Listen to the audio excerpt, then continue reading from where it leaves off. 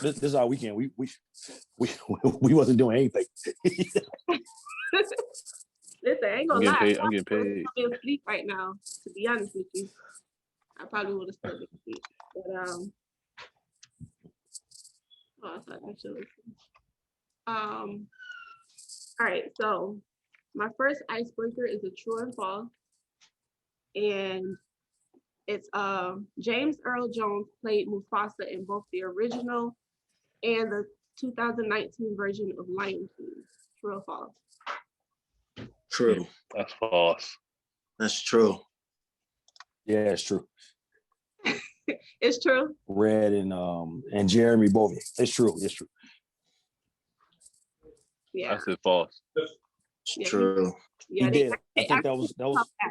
I believe that he was in the original, but I don't believe in the next one. I don't think he was. So I'm gonna go with false. Yes, he was in both. Mm. All right. Okay, so in Full House, what is Danny Tanner's occupation? Oh. Is it sports announcer? Is it sports announcer or the morning show host? He ended up doing both. He ended up doing both? Mm-hmm. Wait, when was he the sports announcer? Like the first couple episodes. He ended up doing both. He right. Ken's right because he was trying to become the host. He was trying to get his own show. That is true. Look at you. I remember Look at that. Yo, he do that fast too. And he do that fast. That must be one of your favorite shows. I just watch a lot of TV. I get that. I definitely got a full house, so I just watch a lot of TV. Don't have to point that out, sir. Man. All right, so on the next one, on the hit show Family Matters, Carl Winslow and his family lived in which city? Chicago or Philadelphia? Chicago. I know you know that, Ken. Chicago. Oh. Yeah, it's Chicago. All right. Okay, so this is a question. Would you say Carl Winslow was a better father than Uncle Phil? Here's where the smoke starts right here. Here's where the smoke starts right here. That's a good one. I'm gonna have to say yes. You gonna have to say yes? I'm gonna say. How come? Go ahead, Ken. Why, Ken? Why is your answer yes to that? Because I feel like Uncle Phil was too easy going. And it was like, and this is just my opinion, but when you saw Family Matters, you saw the lessons. I mean, not saying you didn't see lessons on Fresh Prince, but it was like he made his kids get out there and earn their keep. You know what I'm saying? He didn't just rely on his money to make do. It felt like with Fresh Prince, it felt like as long as Uncle Phil had a little money, everything was solved, everything was fixed. Family Matters, Carl made you dig deep into and solve things on your own before he interfered, and he made you know that hard work didn't come easy. You know, I guess I can relate more to Jay. What's up, Jay? I can relate more to Family Matters because they wasn't living the rich lifestyle. You know what I'm saying? That. They had to come up from everything that they had. And with Fresh Prince, it was just like, I got money, I live in a mansion, I live in a big house. These are my problems compared to coming up in the hood and seeing that money didn't always come easy. So I guess that's why I say yes. I don't know what you guys would say, but I would disagree, right? Yeah, I would disagree and say Uncle Phil was better because I think that they had some moments where they might have forgot, where maybe Will reminded them, you know, of where they came from. But I think that Uncle Phil taught them how to move on that side of the world. You know, he taught them that they were good enough, right? You know what I mean? That they didn't have to, that they could be wealthy. You know, they could be all these things and still be black. Yeah. Plus he saved Will. Yeah, I mean, a few times. My whole thoughts in regards to that, I don't see either one being better than the other. I mean, quite naturally. I mean, they both taught their kids, and in Uncle Phil's instance, he took on someone that wasn't his kid just as well. Matter of fact, now that I think about it, so did Carl. They took on individuals that were not their kids. Yeah, that's true. Taught them, right. they instilled the same things that they instilled into their kids. They all taught their kids the valuable lessons of life, hard work. Even back then, they tried to teach them about privilege. And you know, you mentioned, Ken, that you felt Carl was more or better because of the fact that he was more of a blue collar worker. Right. But let's call it what it is.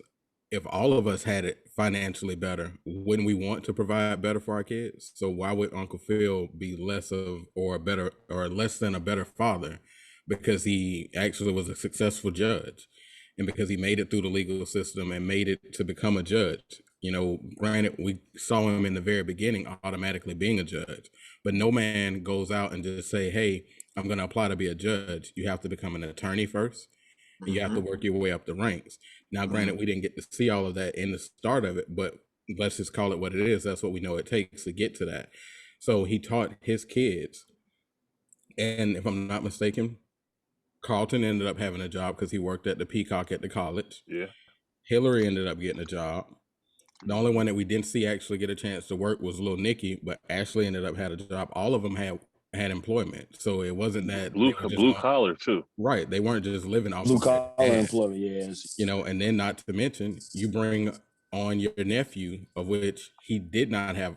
He had a dad, which came later in life that we found out about, but he did not have a father figure, and you had to become that man and that role model and that positive influence in his life. I don't think either one of them. I think both of them are great depictions of dads in this world. So I don't say that either one is better than the other. What if y'all threw? But what if just to throw a wrench in that before you go? I'm getting ready. That's exactly what I'm getting ready. It's exactly what I'm getting ready to do.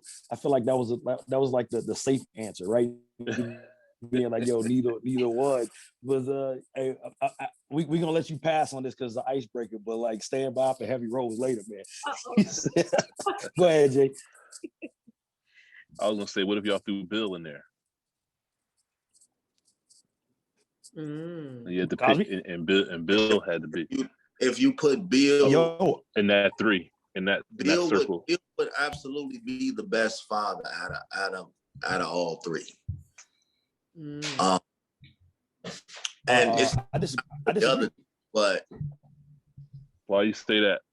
You gotta look at man, like because no. So the reason I disagree with Bill being like the best one is because he taught his lessons in the safety of the household, right? Whereas Uncle Phil and Carl Winslow put his children in real life scenarios, right? So Bill Cosby kind of like, yo, I'm gonna teach you this lesson, but it's gonna be in the household. Like, and the thing that flashes to my mind immediately is when Eddie was talking about moving out of the house. No, not Eddie. Malcolm's Jamal Warner character on it. He was talking about moving out of the house, and he was like, he took him with Monopoly money. He gave him like, I think Theo, he gave him like $1,500, and he was like, but it was Monopoly money. He never let him like feel anything. You know what I'm saying? He kind of like taught him the lesson, but he never let him feel it. Whereas Uncle Phil and Carl Winslow both like let their kids feel it. Not necessarily. Bill Cosby, there were a lot of times that his kids just went and did their thing.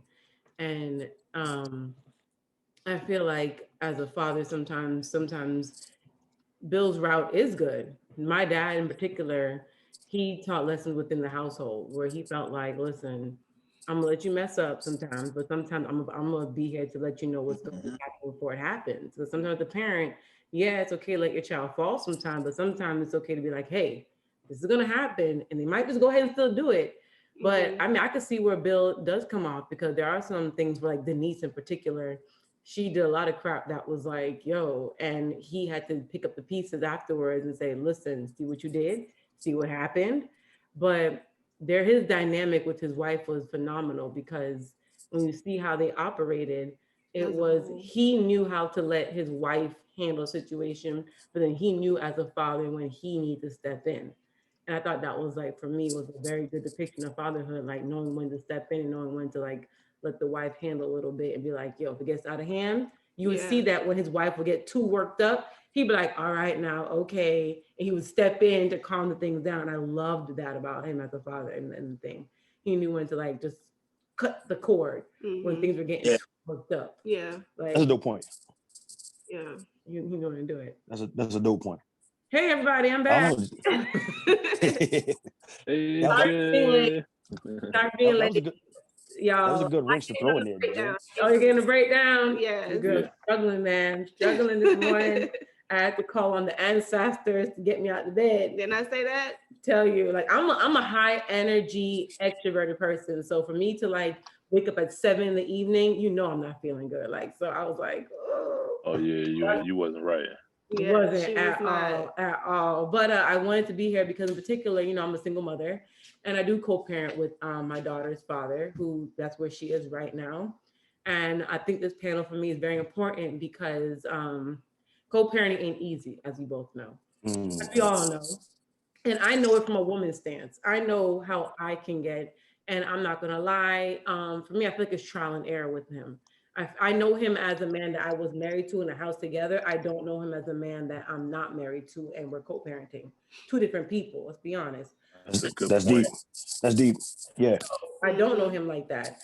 I don't know what goes on over there. But as for me, I think hearing from you guys and what you guys have to say will help me understand when I need to let go a little bit and be more loose with my side, and when I do need to draw the reins. So I really am listening because I don't want to be that co-parent where it's like every little thing is like, yeah, but I also nitpicking him instead of I need to supporting know like, hey, you know, he does this means this from you guys. And I don't know that unless I'm hearing it from other men. You know what I'm saying?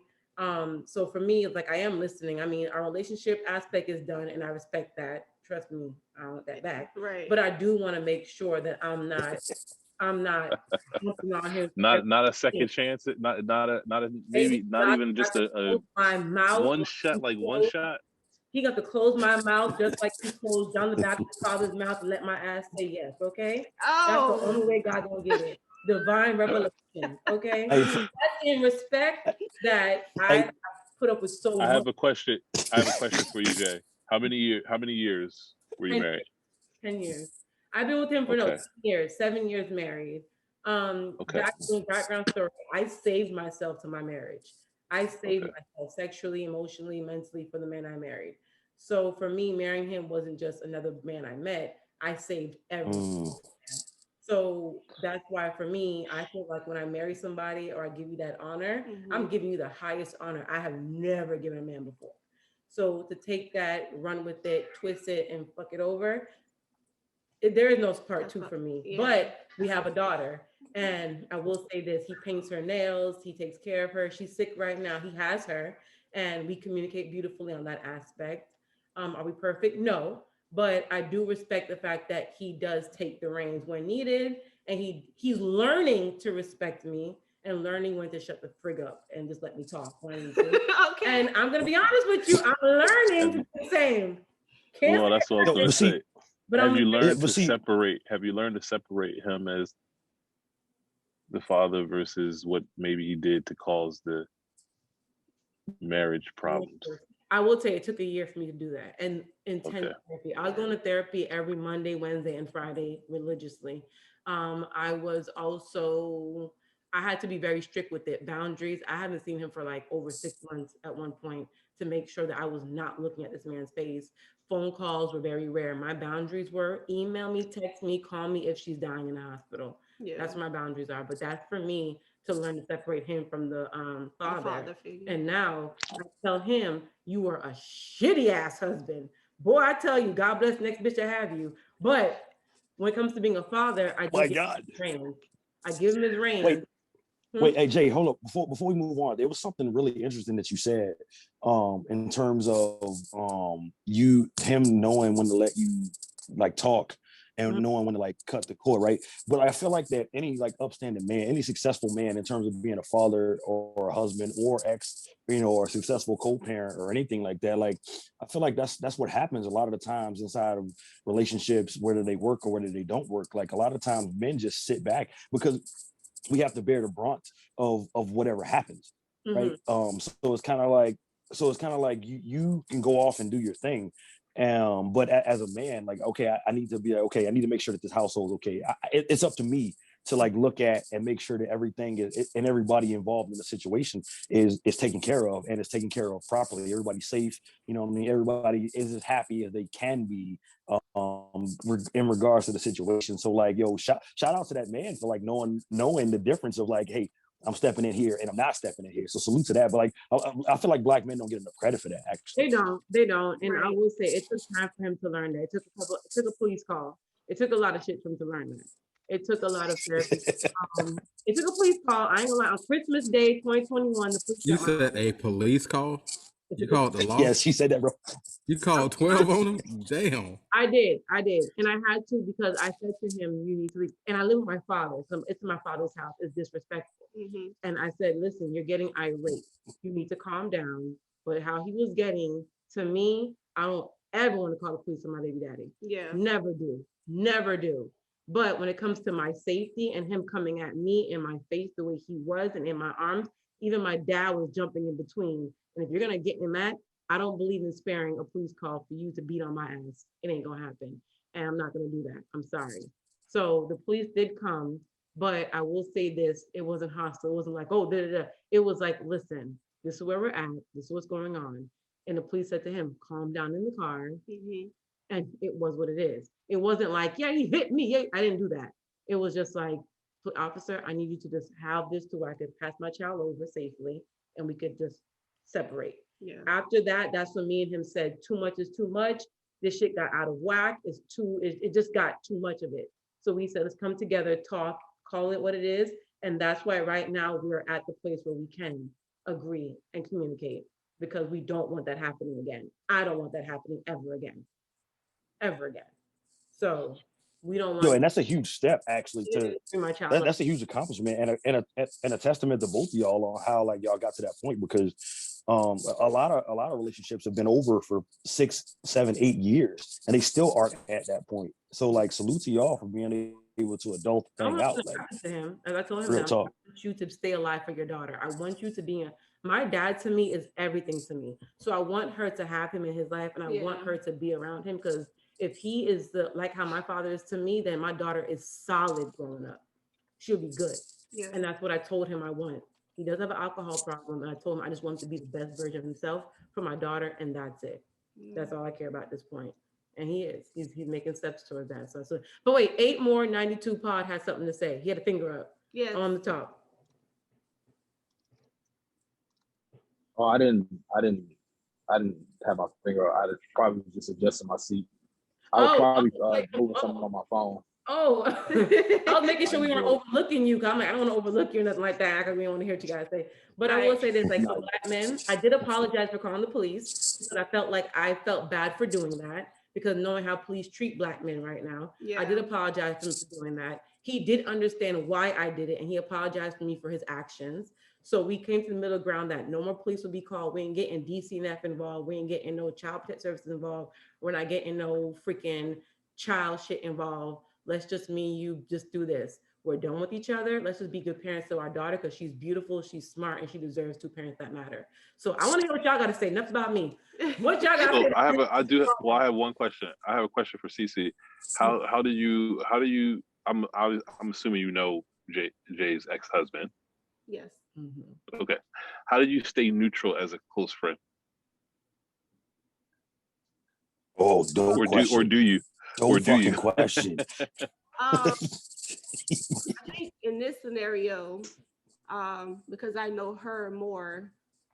I mean, I would definitely support her, but I definitely support the child mostly because the child is what matters in their dynamic. Their marriage is over. So as a friend, I support her as a friend completely. Yeah. But when it comes to the child, I support the child. So when she says certain things that has to do with the child, I'll come at her like, nah, let's fix that because the dad needs to do this or that. You know what I'm saying? So when it comes to the child, I'm definitely for whatever is best for the child. And I will say this: we do have a lot of mutual friends who do know both of us, and I would say the way they handled it was they care about my child more. So I knew that my mouth coming to them couldn't be, oh, he did cheated. It was more like Mackenzie's starting to feel this way, and that's what it was. But I will say he cut off all of our friends, so their decision to who to side with wasn't hard, to be honest with you. They sided with me because he cut them off because he couldn't face what he did. Yeah. He couldn't face the infidelity. He couldn't face the alcohol, drinking, the drugs. He couldn't face that with his friends. So he basically stopped picking up their phone calls. They were his family was calling me to get in contact with him. That's how bad it was. So everybody was calling me because he cut them all off, and he was just attaching himself to the crowd that would accept what he was doing. Yeah. So they felt bad. They didn't side with me, and I always told them that he's a human, to try not to just judge him. But I'm not taking ownership for a grown ass man. I'm saying that respectfully, as in I'm preparing myself as a single mother. I can't hold that weight. No. Yo, so Jay, me and Jeremy was actually talking about this last night. I think one of y'all jumped in on the we were talking about this, and we were talking about accountability for like men, and we were talking about how like stuff is so fucked up now because like men stop being men, stop holding themselves accountability. So like I don't think that anybody could hold you accountable or hold you responsible for not taking accountability for a grown-ass man. And it's kind of one of those things where once it's brought to your attention, you got two options. You can correct it or not correct it. You know what I mean? And I'm glad that like your ex is taking steps to that now for your daughter's sake. But at the same time, like at the end of the day, you're gonna have to face the music. So it's like I think 100% the right thing. Don't take responsibility for that whatsoever. Like in terms of that, you know what I mean? I have a question. So you can't we don't take it. Well, go ahead.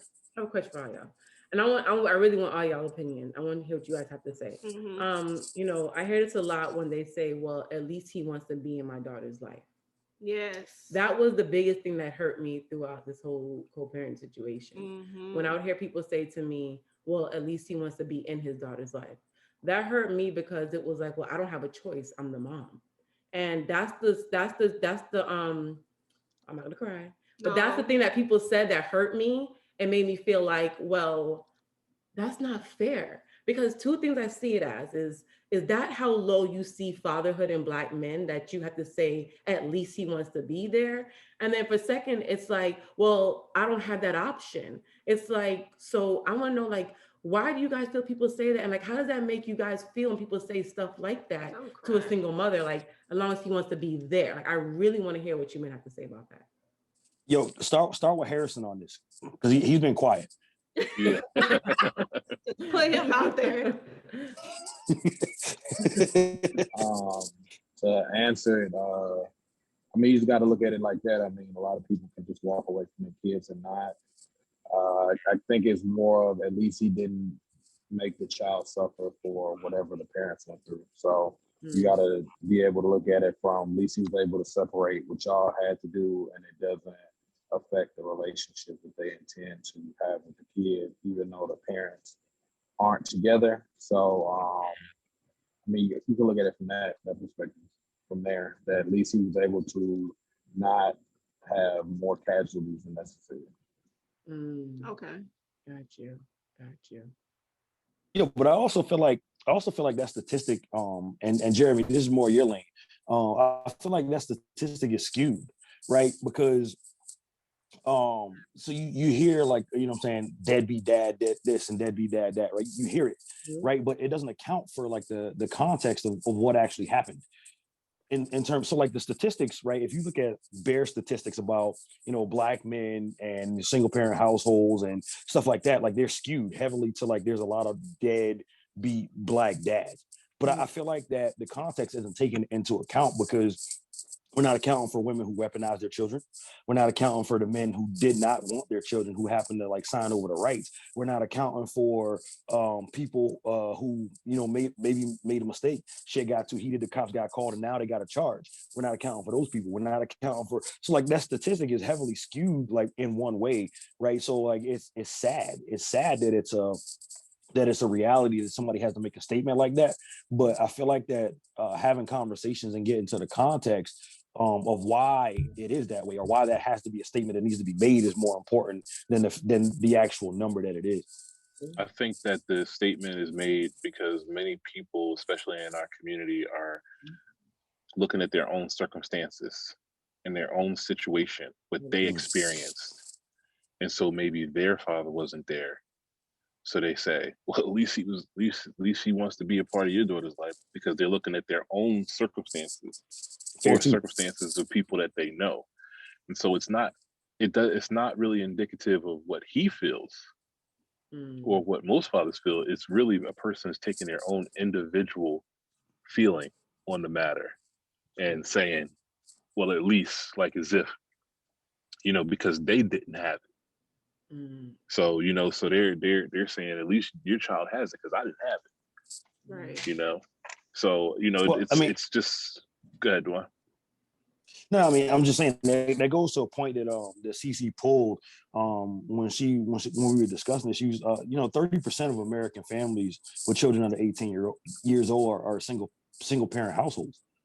But if you look at it, even though, and this leans to your point too, Jeremy, like if you look at it, 30% is a minority, but it's so circumstantial and so anecdotal that like that's all that we see.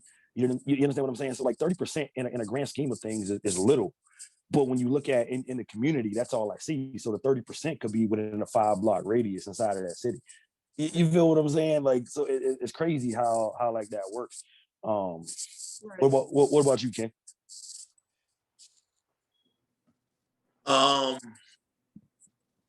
I think with them saying that, I think a lot of times when you get advice from people who have went through what you've went through, like say a female talks to her friend says that statement, I think it has something to do more so with what she went through. Maybe like Germ said, her father wasn't there, so she felt like that. Or maybe, you know, some people feel like, hey, just because parents break up, that's the end of the world, that father doesn't necessarily want to do with the kids. When actually that woman could be painting a picture, well, hey, he don't want to deal with me, so he don't want to deal with his child. So, you know, this, how that, I've seen that. I've been a product of that, you know, where the relationship did not work, but like Dewan said, women weaponize their children and make it seem as if he didn't want to be involved. So he didn't want to deal with me. So he didn't want to be involved with his child. And that I'm not saying this happens with all men, but speaking on my situation, yes, that has happened to me twice. And it hurts. It sucks that more dudes, you know, you lay down and you make these children who are probably the best blessing that the man above could ever give. Like, and then it's like nothing. You feel nothing. I have been around, you know, fathers who have kids and they would just be like, yo, I just want to deal with the baby mama. I just want to deal with my baby mama. I don't really see my kids and shit like that. Then it's like, yo, I really can't rock with you like that. Can't. Because how can you have children that you have nothing to do with? Like, that's just stupid to me, you know, and that builds off character. So when people say that, well, at least I think it's just that, hey, I wish my kid's father had stayed and dealt with my kids. So when they say that to me, that's like, I wish my dad had been here, or I wish my kid's father would see my kids, or I wish, you know, so I don't think it's don't think it's a put down or anything. I just think that that's oh, you're lucky because he still wants to be involved, you know. Okay. So yeah, I've witnessed that a lot. Red. And it's good for her. It's good for your daughter. It is good because there are a lot that aren't. So like my brother is a good example of that. He was in a bad marriage. 99% his fault. Okay. Right.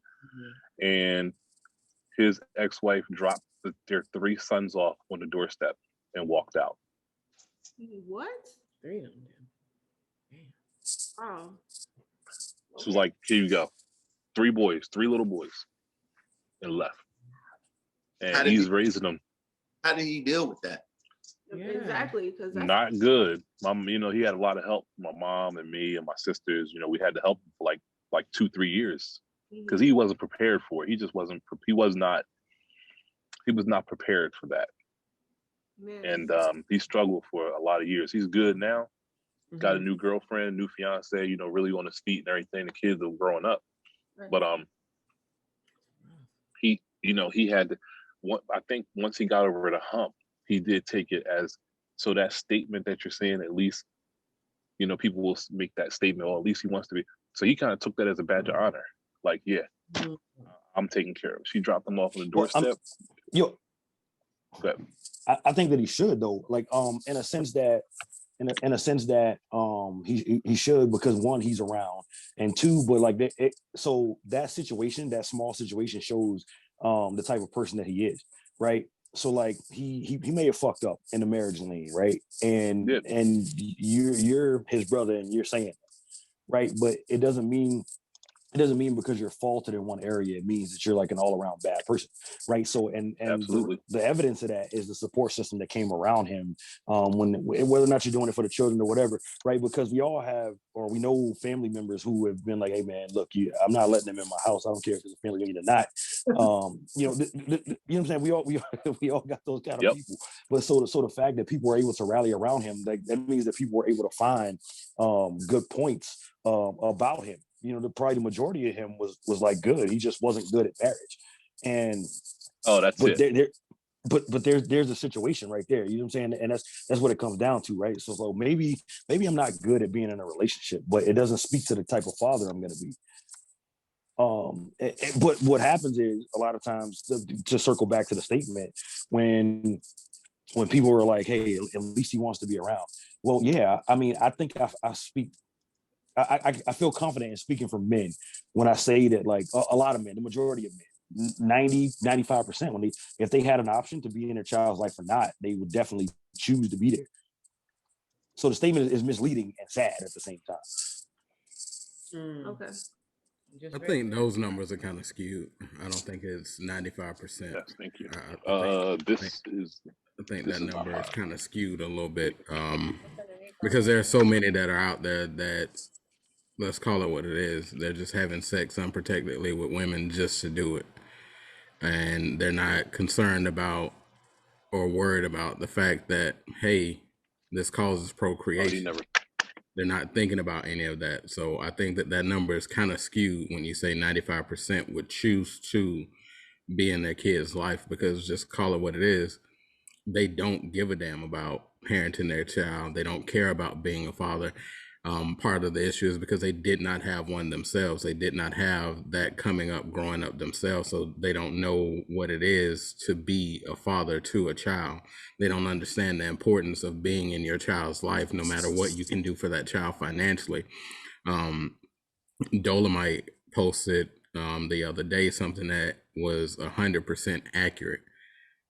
Your presence, your time, is worth more than any gift that you can ever purchase a child. You being in that child's life, you spending time with them, is worth more. I'm a product of that. My dad, he was in the world, and just call it what it is, he was doing his thing, and he made a lot of money doing what he did. So he felt that clothing, shoes, extravagant items was worth more to me. But none of that meant anything to me, because I didn't learn how to tie a tie from my dad. I learned from my uncle. I didn't learn how to change brakes from my dad. I learned from my uncle. I didn't learn how to change a tire. I didn't learn how to do certain things that you should learn as a young boy growing up to become a man from my dad. And those are things that I wanted and desired. I have family members that quite naturally are very close to me, but we only became close because I would go to their house because they literally lived one door over from my dad, and I still did not see him. So, he's one that I feel, I'm just gonna call it what it is. He didn't have that true care or concern because his dad wasn't around. It all dates back to history and things Red, that go ahead. Red. Let me ask you a question, and it's relative to that, right? So what if that's what he understood as care and concern, And right? see, and that's what I was going to get to. Yeah, because I'm not trying to defend the action. You know what I'm saying? Whatsoever, because like Dolomite was 100% correct. You're 100% correct by echoing that statement. But what if you know what I'm saying? Because your father and I probably had similar employment at one point in my life. You know what I'm saying? Mm-hmm. So and I can say like when I was doing that, like that's what I understood. I understood materialistic, right? That's what meant something to me. So by not taking a deeper look at it, like that's what I assumed other people would appreciate and other people would love, right? You know what I'm saying? Even Right. I don't know if y'all remember that old school song, JT Money, when the way you show me you love me is by the way you pay me, right? Mm-hmm. Like with that kind of mindset. So like that could that have been like a just a misunderstanding or a miscommunication on your part? I'm not like I said, I'm not. Well, I won't go as far as saying a you misunderstanding or a miscommunication. That's where I was going to go into and kind of dig even deeper into this because it's a real deeply rooted issue, and it's in the lives of, especially predominantly the lives of Black men, but it's a deeply rooted issue. Mm-hmm. I'm glad that you kind of mentioned it, but it's like I said, it's history. History repeats itself. Okay. And you said because of the fact that that's the image that he saw, because that's what he had. Well, again, it's history. So CC, Jay, and all the men on this panel that are fathers, did any of you get an instruction manual when your children were born into the world? No. You didn't get an instruction manual. That baby came out with an umbilical cord and the placenta still in the mother. There's no manual that came out with the kid. I think you did get an instruction manual. I think we all actually did get an instruction manual. I think that the instruction manual was just what we were taught. But see, that's what I'm saying when it leads back to history. Because I can even go back to some issues that I have with my mom just as well. But in hindsight now, looking at it and paying attention and diving deeply into it, she taught me off of how she was raised and what she got as a mother and as a child. So quite naturally, again, history. If you date back to the history of the Black man, we were enslaved and we were taught to do nothing but bust our backs and work hard. We were taught not to have any feelings, not to have any emotions. All you're to do is work hard. And if you were lacking at working hard, you were beat, you were whipped. So as they breed more children, that's what they teach their children. So then as those children are bred and they breed more children, that's what they teach their children. The feelings and emotional side doesn't come in, and we don't, or it comes in, but we don't understand it. They didn't understand it. They were looked at as being weak for having those feelings and those emotions. So therefore, as you come along and as you grow along, you're trying to learn these things and learn these feelings and learn how to deal with them because nobody's speaking on them. And when they do speak on them, oh, you're weak because you feel a certain type of way. So it leads a man at some point in time, I can't understand this and I'm trying to express this to you, and you're degrading me and you're belittling me for doing so. So most of them in turn, they retreat and they run. not realizing that when you retreat Yeah, and so you run, you're leaving so much behind. You're leaving a child behind. You're leaving a wife behind. You're leaving the family behind. So that's what starts your history of men walking away out of their children's lives and not being there. now, I agree with you. Let me jump off your back on this one. This has been, the first generation of people, right, who actually took a look at mental health, and emotional support for men, right? Because like before, nobody gave a fuck. Right. Like up until probably I give it 2015, and I might be being generous there. Being very But like generous. nobody gave a fuck. It's kind of like, yo, this is going on in my life, and I'm in this kind of situation, and I got a kid, and I got to do that, and then you look to your uncle, your granddad, your father, hey, man up, deal with it. Or you look to another woman. Yeah, or you look to another woman.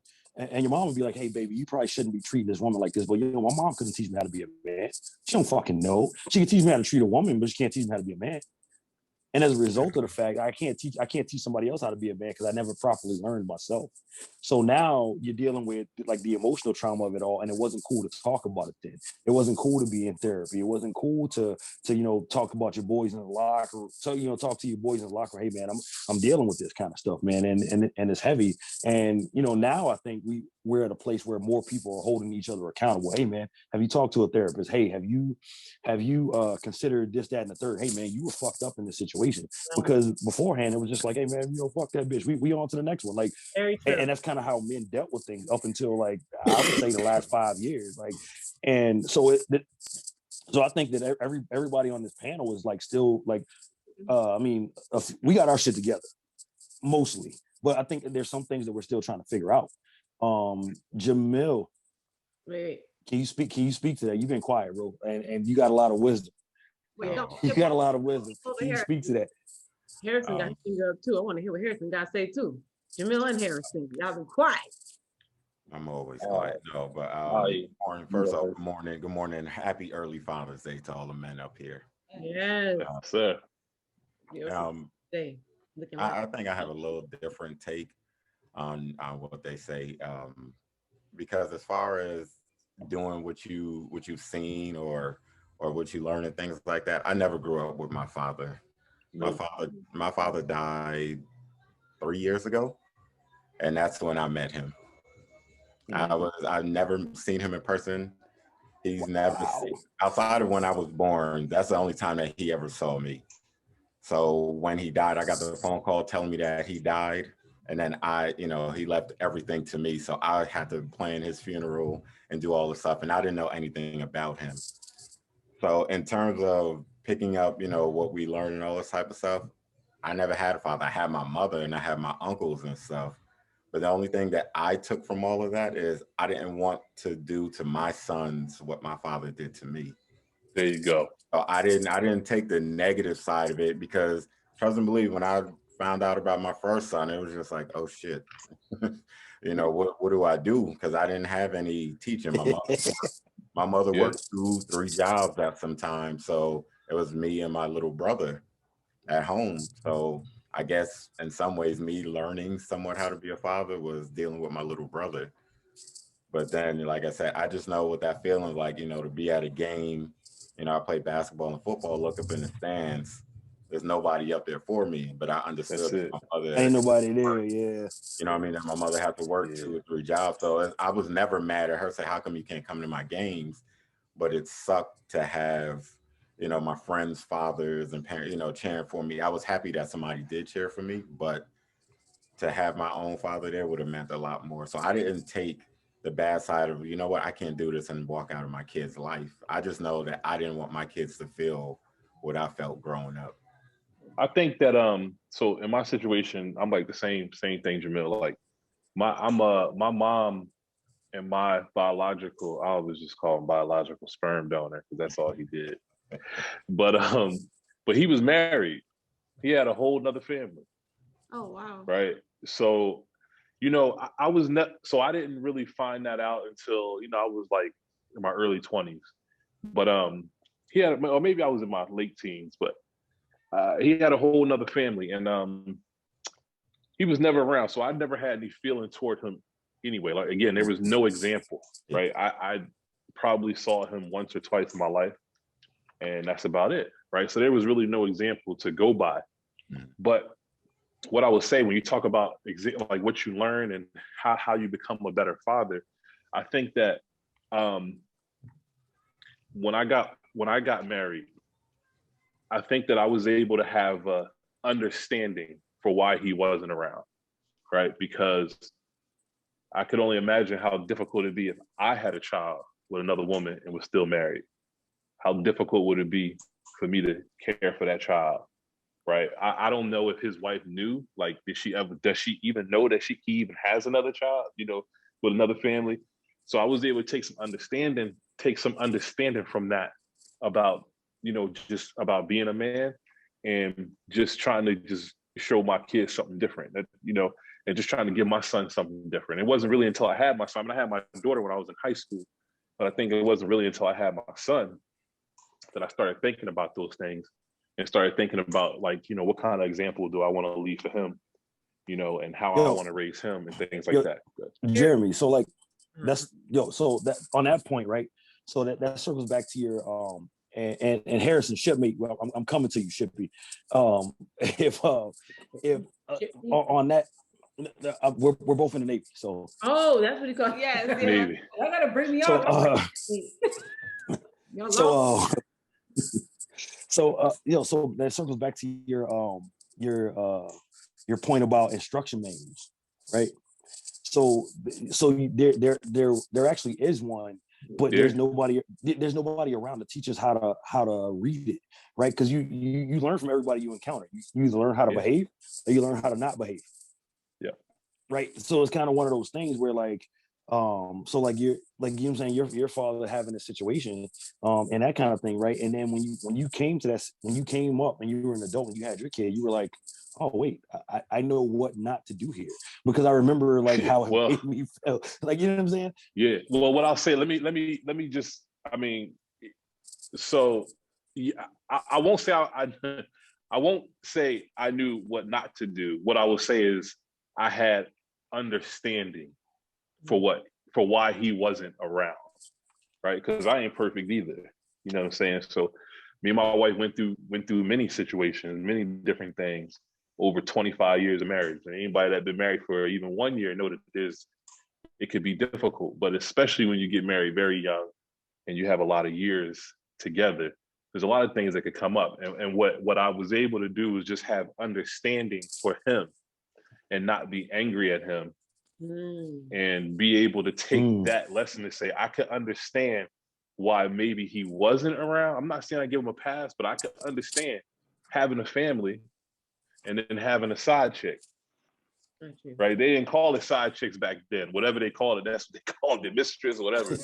But I could understand what that would feel like. Now I could understand why maybe he wasn't around. So it gave me some understanding, which allowed me to be free, is the point that I'm getting at. It allowed me to be free to raise my son without any anger or, hate in my heart toward him. I was able to have understanding. And so what that meant is that I was able to now not be stuck in the past. So I knew I had to just take what information I had and try to apply it to and build my own family and just say, hey, this is the way that I want to do things. What in my situation, and just speaking freely in this space is Father's Day. I'm not proud. It's not the proudest moment in my life, but I'm not ashamed of it. But I was unfaithful to my wife, and I just decided what I learned also is I decided not to do it. To your point, Dewan, I decided that I wasn't just going to walk away. Yeah. Right. I just didn't let it be an option. I just put in whatever work I had to put in to fix the relationship. And on the other side is much better than it was. But it took a lot of years and a lot of work, a lot of determination to fix that. And you got to be willing to put that work in. Put the work in, exactly. And you can't take no for an answer. You can't take I'm leaving for an answer. You know what I mean? You as a woman who's been cheated on in a marriage, I salute you for that. Because that's what I was waiting for mine to do, was take accountability and to make it work. And when you work with her, it shows her that yes, you fucked up, but the baby, oh God, you messed up. I'm sorry. I'm so sorry. He got earpods in, I think. Yeah. I didn't realize until I saw your face. Oh gosh, that you messed up. But it shows that you value her more than what you've done. And to me, to be honest with you, that means a lot as a woman. Yeah, it does. I ain't gonna cut you off. Thank you. We gotta get to you. You're good. But you're good. Tell you that it means a lot as a woman. It really does. Yeah. Well, I mean, that's the kind of thing. And me and Jeremy was talking about this last night too. Like we were talking about how like women can get over a physical act, right? Because y'all, we gotta get here. Yeah, I know he's ready. Patient. Go ahead. No, you can continue. I'll let you finish. No, Harrison, we want to hear what you got to say, Harrison. Yeah, because your point was probably actually 2 points ago. So go ahead. No, I was just gonna say because it seemed like it was starting to turn into like a bad daddy, bad session, and I was just gonna say I had my pops in my life, and we didn't have the best relationship, but I mean I feel like if you could find something bad about anybody that you experience in life, so I just kind of made sure when I had my son, I just knew what good was and I knew what bad was, and I see people all the time buy these parenting books for first-time parents. And I tell them all the time, I'm like, can't no book tell you what to do in every circumstance because their circumstances won't be your circumstances. So I feel like it's the same with parents. Can't nobody tell you, if you want to hold on what your daddy did as a reflection of how you raise kids, I mean, you just hold on to a crutch. At the end of the day, that child ain't do that, nothing to do with your upbringing. So how you decide to do it ain't always on your father. It's all about what you valued and what you didn't value or what's important to you. I think if you fall back to the Uncle Phil and Carl Winslow thing, I think people emphasize because he had money. Well, if you grow up poor,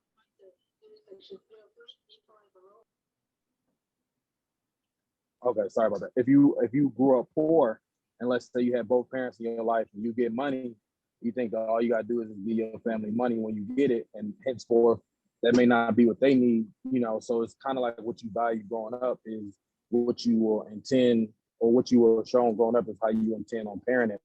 I know a couple things that both my parents and siblings didn't do that I made sure I did the opposite of my son, but I do know that even when you try to do the opposite, it can backfire as well. So I just kind of know that like I don't really pinpoint anything on what happened to me per se from anybody. I just kind of give him his own palette and give myself my own slate to kind of learn and grow, because there's no perfect parent. There's no perfect anything.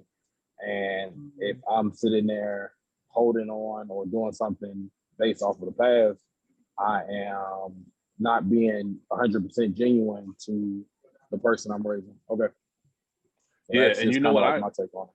I agree with you, Harrison. I think that as men, right, we all got to get to this point where we get to this crossroad where you can't blame anybody else. Like I always tell my son, like, listen, sometimes nobody's coming to help you. Like sometimes you got to figure it out on your own.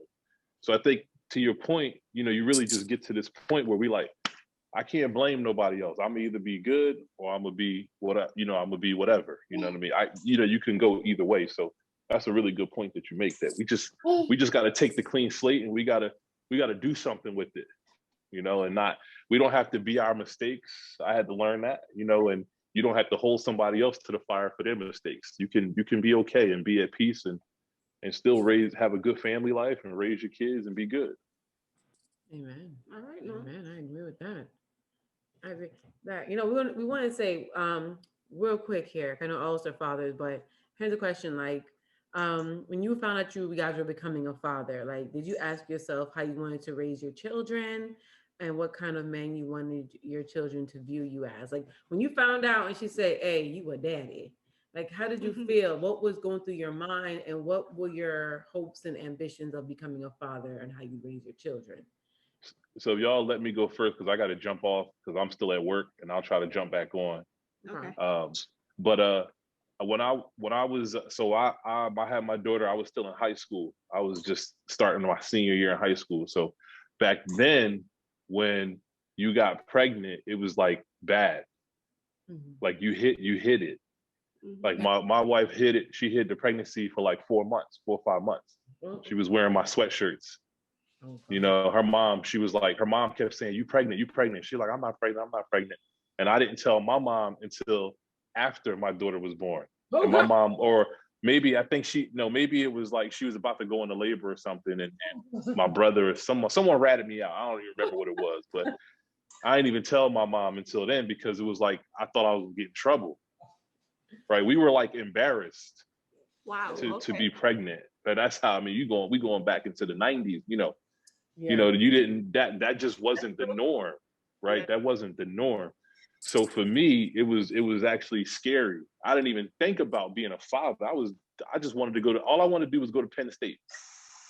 That's what I wanted to do. I thought I was going to Penn State to run track. Right? All right, man. Sorry for that noise in the background. No, you're good. I thought I was going to Penn State to run track, right? And so the only thing I could think of is I got to go get a job now. I wasn't thinking about really being a father. I was just thinking about how am I going to provide. And the first, 6-8 months was very difficult because I was a kid. I was in school. I wanted to graduate. I wanted to go to Penn State. I wanted to run track. I wanted to be with my friends. I wanted to chase girls, I wanted to do all those things, but I had a kid. So I didn't even think about being a father. Like, I didn't even know what that even looked like. All right. Thank you for sharing that. I just say mine was just, I just based it off the same way I do my character. You only got one name, you only got one.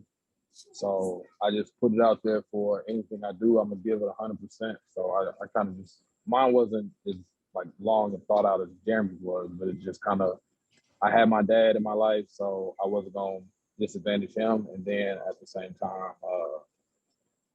I make sure I show people the best representation of who I am as a person. So I made sure I would put that same emphasis on being a parent. I still went to college and did everything I did having a kid. So I knew that wasn't gonna stop me from living my regular life. I just kind of figured out, how to balance it early and, a couple support systems. But once I knew, I just kind of was like, well, it is what it is. You know what you was doing when you was having sex unprotected. So, I mean, this kind of comes with it. And, I just kind of took it from there. I just said I would set the bar high for myself. So he will see that anything less than that is unacceptable, because that's the same thing I held myself to. So, I'm sorry, Harrison. I'm like enjoying this, but I got to jump off. I'm gonna say one more thing. The one thing that I always said, I said this in one of my podcast episodes. I think it was like episode 3 or 4. I never wanted my children to call another man dad. That was one thing that I knew from a very young age. Right. My mom was married a couple times. I never called anyone dad in my life. Never, because they were not my father. So I never wanted my children to call anyone else dad. So that was the one thing I knew going into it, that whether we was together or not, they weren't going to call anybody else dad. So that's probably the only thing that I thought about. I'll try to jump back on, y'all. This is great. I'll try to jump back on if I can, but if not, everybody have a happy Father's Day. I see my man Dell here getting ready for his telethon. Same to you, sir. Yeah, I was going to say, yeah, exactly. I was getting ready to say, all right, fellas and ladies, bye. Dell, tap in on this one. Yeah, man. What's good? Tap in on this. We're talking about if like, how did you feel the first time that you found out you're about to be a father? Like what was going through your mind? What the fuck am I about to do with this kid? What the fuck is going on? That's real shit, man. I was 22, so I found out I had my kid. Funny shit. I'm in New Orleans right now, but I found out my son was she was pregnant with my son, but she had moved back to New Orleans by then. So it was like around December 18th. She called me and I was like playing 2K, and she was like, "Oh, I'm pregnant." I was like, "Damn, that mean I gotta do it for the rest of my life." Like, yeah, because we wasn't, you know what I'm saying? I wasn't trying to be no asshole, but it's like, all right, let's figure it out. But I mean, we did it for the most part. I mean, I moved to Texas. We figured this shit out for a little bit, but I don't know. Like, it's a different feeling, man. It's just, I think it hit me once I held her. And that's when I was just like, now the world got me fucked up. I'm not gonna let nothing happen to you. Like, my kids, my motivation. So I move how I move for them. I do everything behind them. Money, decisions in life. It's all about what would they see me do, and it's just that, man. You can't. It's a weird feeling when you find out you're a father for the first time. You don't know what you're doing. Shit, ain't no playbook to this shit. It ain't. We don't have no. Women kind of. It's no shade to women, but women kind of like have a 9-month advantage. Facts. You kind of. They calling their baby for a while, and then even when their child gets here, the baby sits under their mother for a minute. So when you do start actually like trying to be a father, you playing catch up. You don't know the sound effect difference from when the baby hungry and when he's just tired or want to be held. You just you winging that shit. We don't got a playbook, man. Yeah. So, not for me. Yo, but to your point though, psychology backs you up on that shit, man. Psychology says that like it's not real to a man until like he actually holds the baby. Okay, right? So, like, hold on. That's true. Hold on. That's true. No, that's Wait. dead ass serious. Let me tell you something. I wish I could get a girl on here, but we maybe said no women with me and CC. Me and my friend got into a whole ass argument about this 2 days ago. A whole argument. Like I stopped talking to her for 2 days. We talked now, we're best friends. But no, we don't. It's true. My argument was this: a woman's a mother from the time she conceives. I said a father's the father when he holds the baby. She kept saying, no, he takes care of me and the baby's in me, so he's a father. But I said, I said, I don't feel that way. But she says that she doesn't. Now, I wanted to know what y'all men thought about that. I really did. I did. Right, so here's the thing, right? Like when my wife was pregnant with Dominic, right? Like I was deployed, right? And I missed everything and could not have cared. I mean, if I'm being like 100%, right? So when I got back, you know what I'm saying, the whole plane ride over, we talking about, I got 23 hours to think about, I'm getting ready to hold my son for the first time, this, that, and the third. And I'm excited about it, about the opportunity. But like I can honestly say like the father that I am now wasn't in me until like I actually held him. And like, just like Dale said, it was like, yo, now hold up. Everything is about this kid. Like it's about making the money. Like how am I gonna do this? And now all of a sudden it was real, because like when you do that first skin to skin contact, now you like, all right, cool. I gotta make sure you get into college. I gotta make sure that don't nothing else happen to you. Like, yo, I be freaking out when he falls and he's trying to learn how to walk. Like, but none of that shit would have been real like until I actually held it. Yeah, I'll say I know I'm coming in on the back end of this, but the first time for me, it was stressful for this reason. My brother, and I hate to be the downer, but my brother passed. So when my brother passed, then a year later, I find out my girlfriend at the time was pregnant. And it was just like, oh shit, what do I do? And then, once we found out it was a boy, it was just like, all right, in my head, I'm telling myself, now I got to name, I'm having a boy. I'm going to name my oldest son after my brother. So now it's that pressure, just like, okay, I got to make sure he, my son has everything and enjoys the hell out of himself, because my brother passed at 16. So it was just like, I felt like this added, it wasn't bad pressure, but I felt like this added pressure, like I got to go above and beyond to make sure that my son lives up to his uncle's name and legacy and everything. So it was a little bit of pressure for me, but I was excited because just like, okay, I lost my brother, but now I'm getting a new best friend to to hang out with and do things with. So that's how I felt about it. Okay. Oh. Uncle Jamel, talk to me, man. How'd you feel the first time you felt like you was being a pops? What happened? Oh, he did. He told you. He just. We were in a skin. Bet that. I mean, Ken, my bad. I'm gonna be honest. I didn't really feel like I was a father until my fourth child. Oh, like, I knew I was a father and I knew all that in my kids, but it was like reality didn't set in for me until I had my daughter. Because I had 3 boys first. So my sons it felt like I've been around boys all my life. I done seen all this. I done all this. This is easy. But then it was like, when I had my daughter, that's when life really grabbed the reins and said, yo, I'm in control now, because I learned raising daughters is a whole lot worse. Well, not worse, but it's a whole lot different than raising boys. So when I first found out I was going to be a father, oh man, it was like, okay. I knew it was going to happen eventually the way I was out here. So it was like, all right, cool. It's easy. Raising boys is easy. No sweat.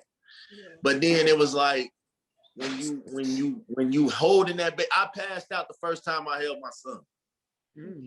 No cap. I passed. It wasn't that I was nervous or anything. It was just, I ain't never held no baby. I don't, this experience is different. Like, it's different than hanging around your brothers and sisters. That's different. They already of age, but to have something squirming all in your hand, it made me nervous. I ended up passing out. But I will say that fatherhood was the greatest move I ever made.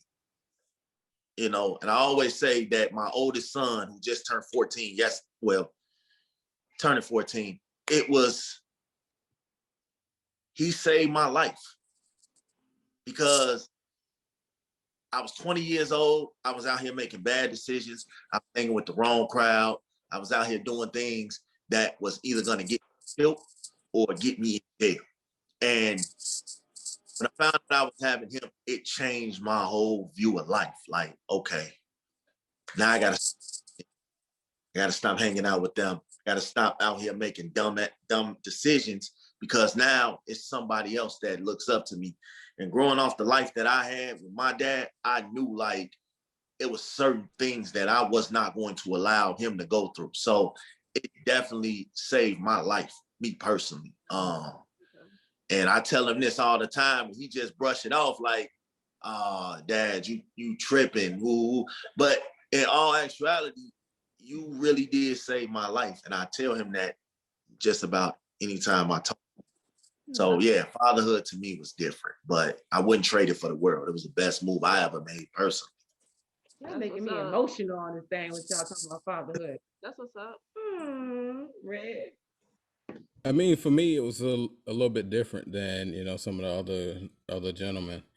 For me, it was everything. I was super excited. I mean, I kind of started a little bit later than everyone else, I believe, but it was kind of like how, I believe it was Jeremy the Ringo that mentioned that they saw what their dad did and they had taught them to do the exact opposite.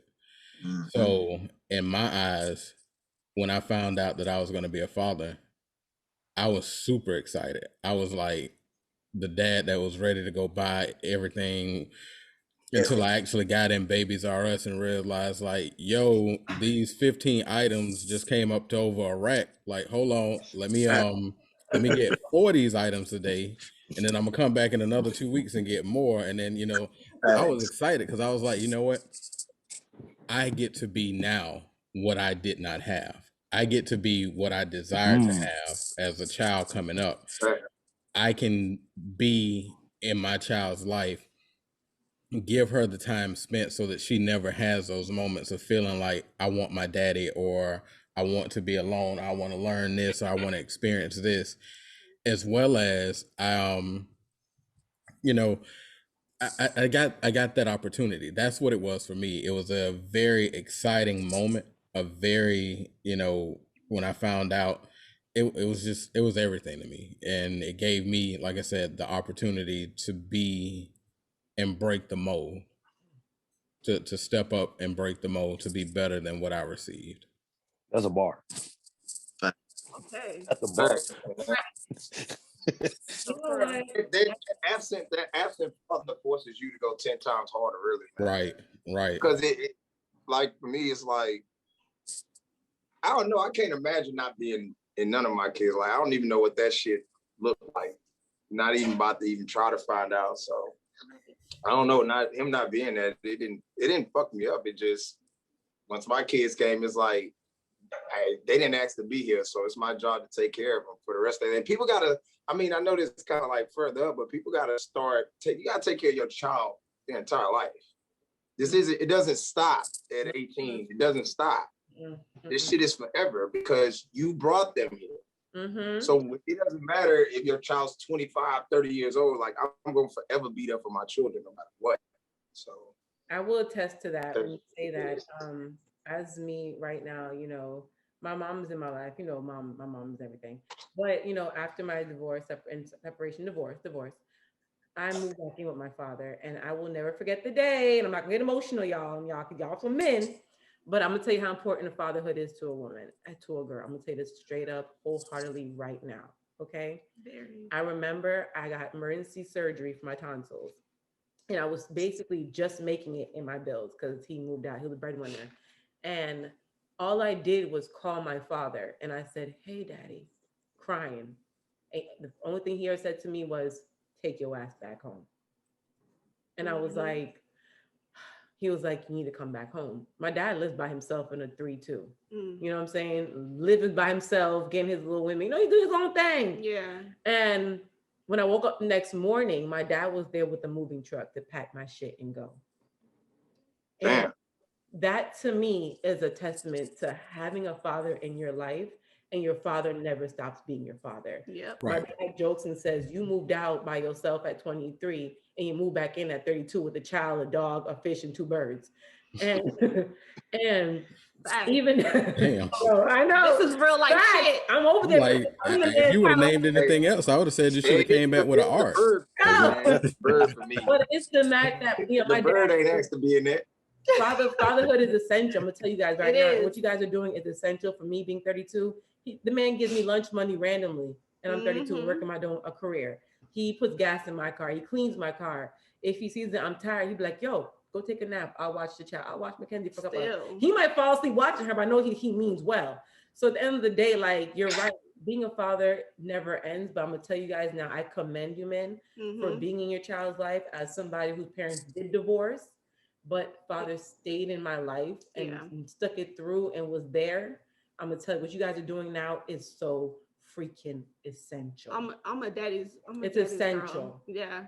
So basically, a quick story about my father is I lost my mom when I was only 13 months in a car accident. My dad was in a coma, but he woke up and tried to make it happen, tried to make it work. You know, being a single father for, you know, for a while with just me. He literally took me to doctor's appointments, everything. But he hit a breaking point, and he told me this. And you know, I commend him for keeping me. But he took me to go turn me in to get adopted or whatever. Like, he was done with me. He couldn't handle it no more. It's exhausting. So for him to actually, you know, sacrifice himself and lose his wife, his family, everything that he had knew, and come out of that coma to just say, "This is my child. I got to do what I got to do. Take care of her." You know what I'm saying? Like, fatherhood is very important to us. Like, to especially little girls like us. Like, and then I saw the strength in him, and I knew that when I found my mate, I had to find the strength in my mate as well. So we have a soft spot for y'all daddies. For real, man. We do. See, that goes to show you. I mean, just like y'all said, you know, it goes to show how important a father is, and especially to daughters. I mean, it's an important and it's an essential position and all around, not just for daughters, but definitely for daughters, but for sons just as well. But we're the first example of what you should allow in dating. We're the first example of who you choose in a mate. And when you decide to marry, we set that role and we set that example. And when you're absent or you see different men coming in and out of your mom's lives, it kind of sets the precedence of the exact same thing for, you know, a lot of times you see that with the daughters. They have, you know, multiple men in and out, or dating this man and that man. So it definitely does play a major role. I mean, a lot of people, you know, see that with the women that we end up dating or marrying. You see if they had father issues or if they had absent fathers in their lives. It's a very difficult thing to overcome. It takes time for you to, establish trust and break down walls and break down barriers and, build and show them love for them to be able to accept that or understand that. So it is a definite essential role. It's a very tough role at times. So, and it's a very seldomly unappreciated role at times. So I definitely appreciate you guys for, bringing this forum together and, bringing us all along.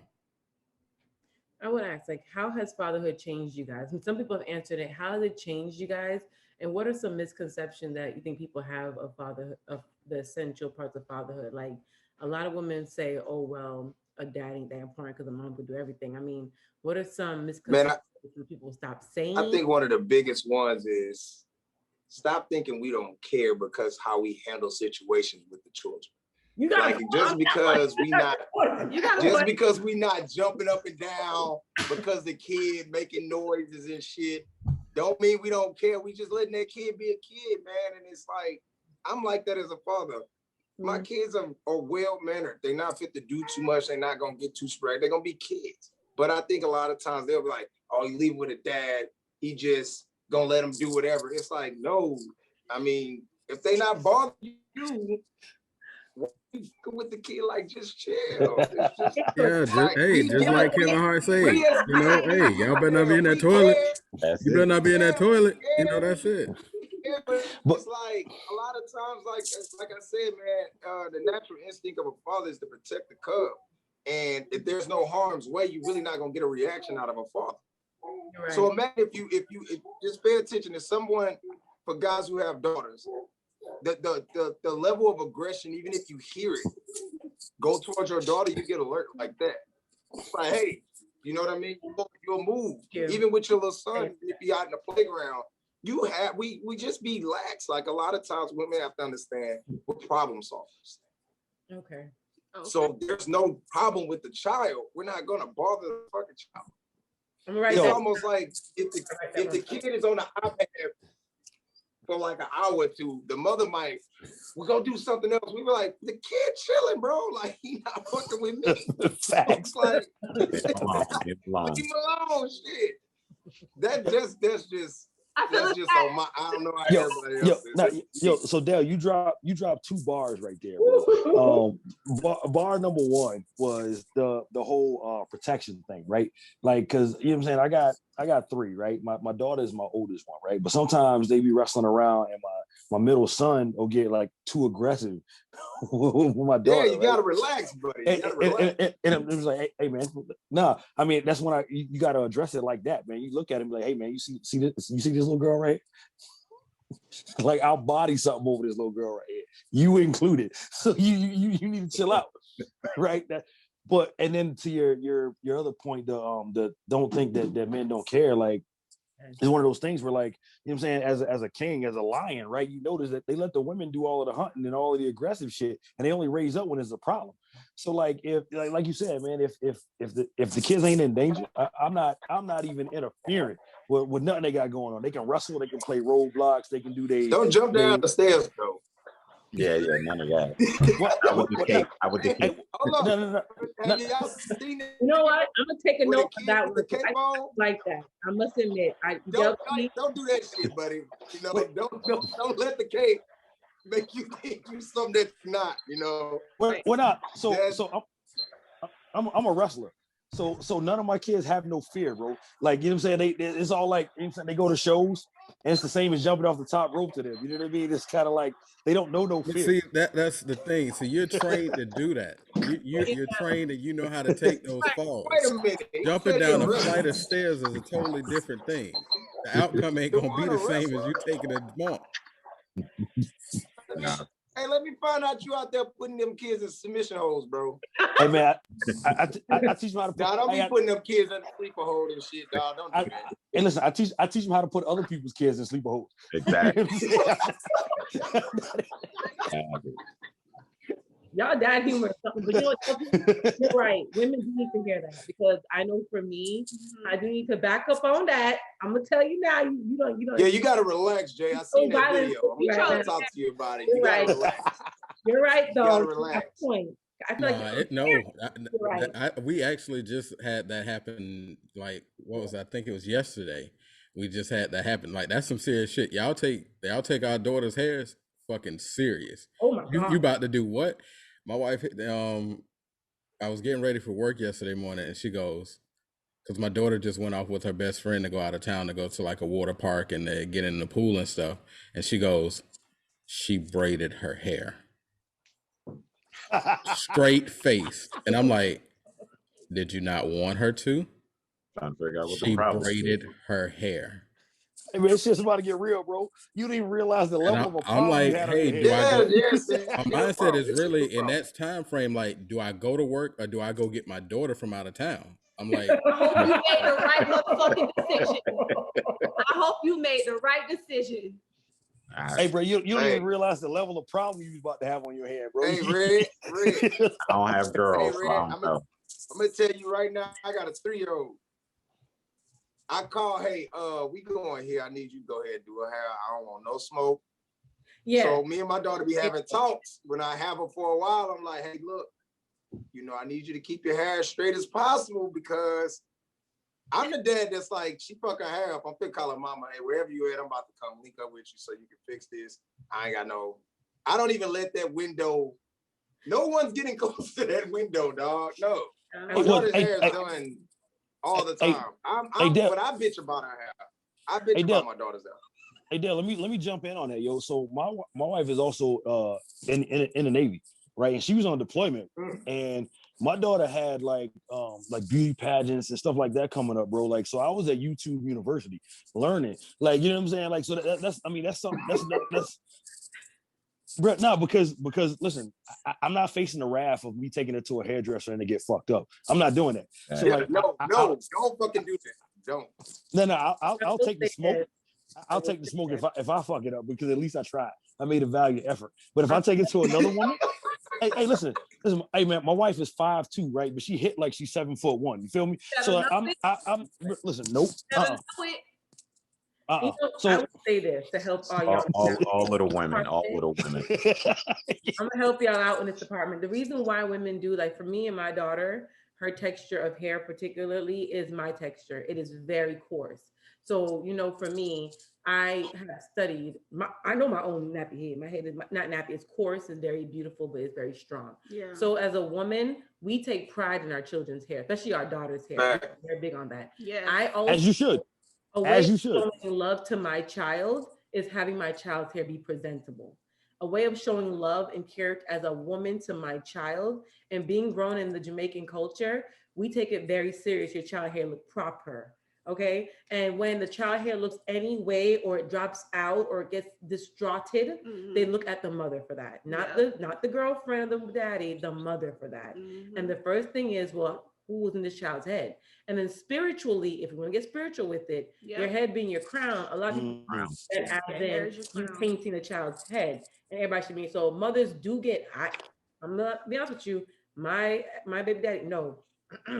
But then I take my role serious in making sure her hairstyles going over there are very neat, put together, and durable for the distance, meaning that nobody got to touch her hair because I already did it. Come back. And that's why we're so big on that, because that's a form of us caring for our child, especially a girl child. People see your child, your daughter, they say, oh, your hair is so cute, mama. Yeah. So we are big on that. We are very, we're a bit dramatic. I need to tone my shit down some. Del P got me together with the whole getting hurt thing. I'm taking my notes. Calm down. Yeah, you gotta calm down. Like she said with the hair texture thing, I think I got a slight advantage because her mom's like a beautician on the side too, so I don't really have to worry about too much. But I will tell fathers this, man. Even with sons, bro, I want to put this out here. Brushing their hair or teaching them how to brush their hair or doing your daughter's hair, that shit mean a lot to them kids, man. It do, like, it's times when my son will come in just because he has a fade compared to what I got. They try to grow their hair out because I have it, which feel dope, but my kids don't have the half of that. And I keep trying to tell him, hey man, you keep looking like a wild banshee, making us look bad. So now I just think it's important to take those little moments, guys. Like even if you like tying a tie or just simple shit, bro. Even with having a father without having one, dog, like really do go out your way to do those little small things. Even in the morning, like go brush their hair, or even if his shirt, just fix his shirt, just that little niche before you go to school or something like that. It's just one of them I just started doing after a while, just to show them a love and affection that I didn't get. Yeah. So it's like those little minute things are real major to these kids. So make sure y'all do that, man. They're major all the way around, because I know I'll be ready to fight my 9-year-old because he like brushing his hair. I swear, I guess it's equivalent to trying to do a little girl's hair, because for him, because he has hair like his mother. If he wet his hair, you'll think he's Spanish. So I'm always telling him, brush your hair. He think he could just get up and go, and I'm like, nah, man, brush your hair. So in the morning, it's a fight to be ready to tap at the door. Because he really think because he know the texture hair he has, and it's just like, all right, Dad, I don't need the brush today. You're not looking at what the hell I'm looking at. Brush that shit. And hey, give him a curl sponge and some hairspray, bro. It'd be all right. Listen. Hey, I'm not a fan of that shit, Dewan. Y'all, I'm trying to be. So Dale. Curl brush. No, so here's the thing, yo. My kids are half Spanish, right? You know what I'm saying? So if his kid think he's Spanish, it might work for him. You know what I'm saying? Okay. So, yeah, my kids are half Spanish, so like it might work for him, man. That's what's up. That's what's up, though. So Cece had definitely we're gonna get in a little bit deep here. Cece had a question that we know this is financial. She wanted to go into the financial child support of fatherhood. Let me start. We want to know. I do. Listen, we got to go there. We have to bring it up. You know what I want to ask? Because I know y'all don't believe me when I tell y'all that my baby had put himself on child support. He should have. He walked away. Y'all, I don't think y'all believe me. He put himself on child support. Hey, listen, actually, that's the smartest business move. Nah, my story is different. I'm gonna let people last. I'll go first. So what's the question? You want to know how we feel about child support? I don't know how you feel about it. If you're you don't have to tell your business, but if you're for it or if you're not for it, and what is that reason? Because smartest decision you can do. Okay. You know, I'll say this in starting. Child support is, I don't know, I think there needs to be more parameters put on it, because you got some realistic some women out here that's just on some other shit with the child support. I'll give you a perfect example, and I don't mind speaking freely. So my oldest son isn't with my wife. I had my son when I was about 22. So when I separated from my oldest son's mother, everything was cool. He was in private school. I was paying for it. Everything he needed, I was paying for it. The minute, you know, any little rip or her dumbass girlfriend's got in her ear, it all went to shit. We went to court, and, you know, and I was telling her, look, I'll give you this. I'm taking care of the, you know, the private school, all this other shit. No, she wanted more. We end up going to court. I end up paying $750 a month. And I was like, okay. And at first I was pissed off when I was in the courtroom. You know, we hear that. I'm like, $750 for fucking what? I'm taking care of this, and I had proof that I was taking care of all this stuff. What the asshole told me in the courtroom was, you know, well, you know, that stuff doesn't factor in. It's about the child, all this other shit. So I'm like, and I'm taking care of my son. I never ran out on my son, no shit like that. So now I'm pissed off. I ain't talked to her for a good 4 years. When everyone, you live in the Commonwealth? Yeah, I was in Virginia. Oh yeah, boom, there you go. Okay, cool. So when I went, so you know what I mean, and I'm telling him. So now we didn't talk for a long time. If it had nothing to do with my, don't call me, don't text me, nothing. So I went to get my son all this shit. But I will say this: thank God I had a 6-figure job to where it still hurt to see $750 come out your shit. but I wasn't tripping off of it because I was getting paid every week, so I was fine. But she getting $750, and I'm not mad at this, but she turned around, she ended up buying a house before I did. And on top of that, I'm still taking care of my son and all this other shit. But then when, some of y'all favorite president, Obama, shut down one of the military sites I was working at, that 6-figure job went away.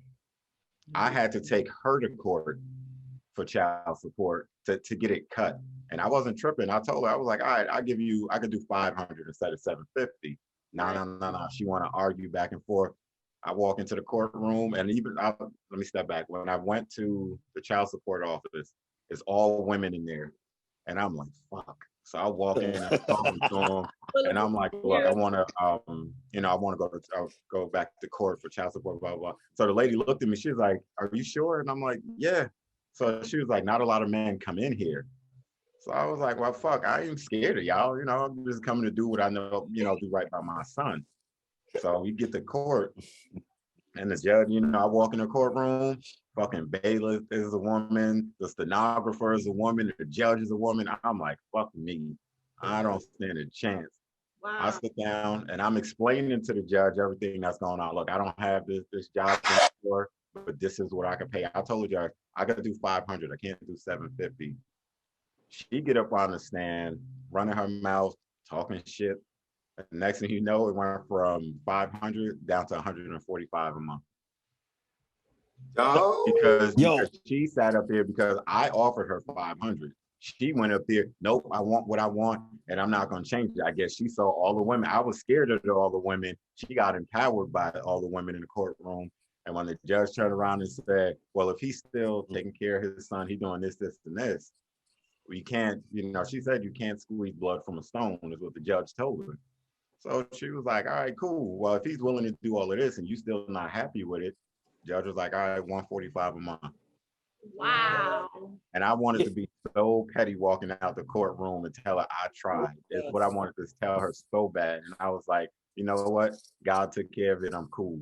But I didn't mean to take this long. But I will say that I think there should be certain lanes for it, because you got your ain't shit fathers that ain't doing shit. You know what I mean? They should get hit with the shit. But if it's a father that's in a child's life and can show proof that he is taking care of what he needs to take care of, I don't think, we should be put on child support. Yo, so I was getting ready to jump on that. So, like, first off, in the state of Virginia, the state flag is literally a woman stepping on a man's neck, right? And it's like literally, and yeah. Come on, dog. Yeah, it's literally a woman stepping on a man's neck on the state flag of Virginia, right? Firstly, right, but then also a lot of times men get hit upside the head for child support because they don't know their rights, right? Like, it's based off of a certain percentage of your income, and this, that, and the third. See, I told you. So then once that happens, once that happens, it's based off a certain percentage. So like a dude will come in and be like, yo, okay, look, at a 6 figures, you can be like, okay, cool, I can do 750, 800, right? And it sucks, but you can do that comfortably, casually, right? But once you lost that job and that income wasn't there anymore, like what your ex failed to realize was that, you know what I'm saying, it's based off a percentage of your income, and it's only, and by law, it can only go up to like 26%. You know what I'm saying? So it's kind of like whatever you're making weekly. That's insane. Yo. But a lot of, and I'll come to the south. And I'll say this. But this is how I knew I was in the right. Bitch, come to the south. But this is how I knew I was in the right, because in Virginia, 18 is 18. So once my son turned 18, right, that was it. But he's in college, like I said, there's still spend money, spend time, all that good stuff. But see, and that's the thing. Like, I think that fathers should be held like financially responsible, right? But at the same time, let's be fair about it, right? And the reason that you wanted was because she was greedy. So if you're paying the tuition and you're doing school clothes, half of school supplies without being asked to, then you're being more than fair.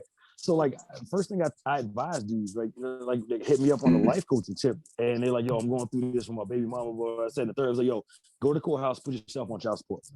Tell them that you're willing to offer this, that, and the third, because it's not going to be, that's the best business decision you could ever make, because you end up paying 150, 200 by law, 300 versus, the 900 or something that you want, or, you know what I'm saying? And as long as you're handling your responsibilities with, diapers, tuition, whatever, like, then you're good. You can't be considered a deadbeat at that point.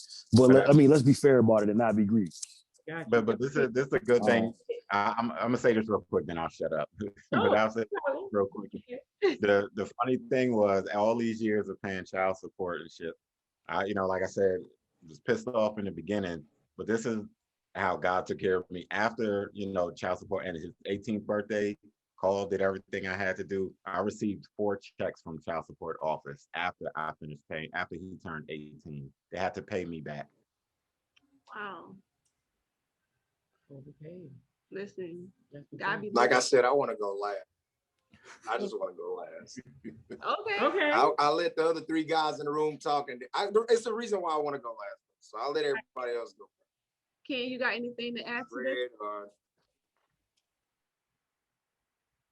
You muted. Oh wait, hold on. I don't think I can.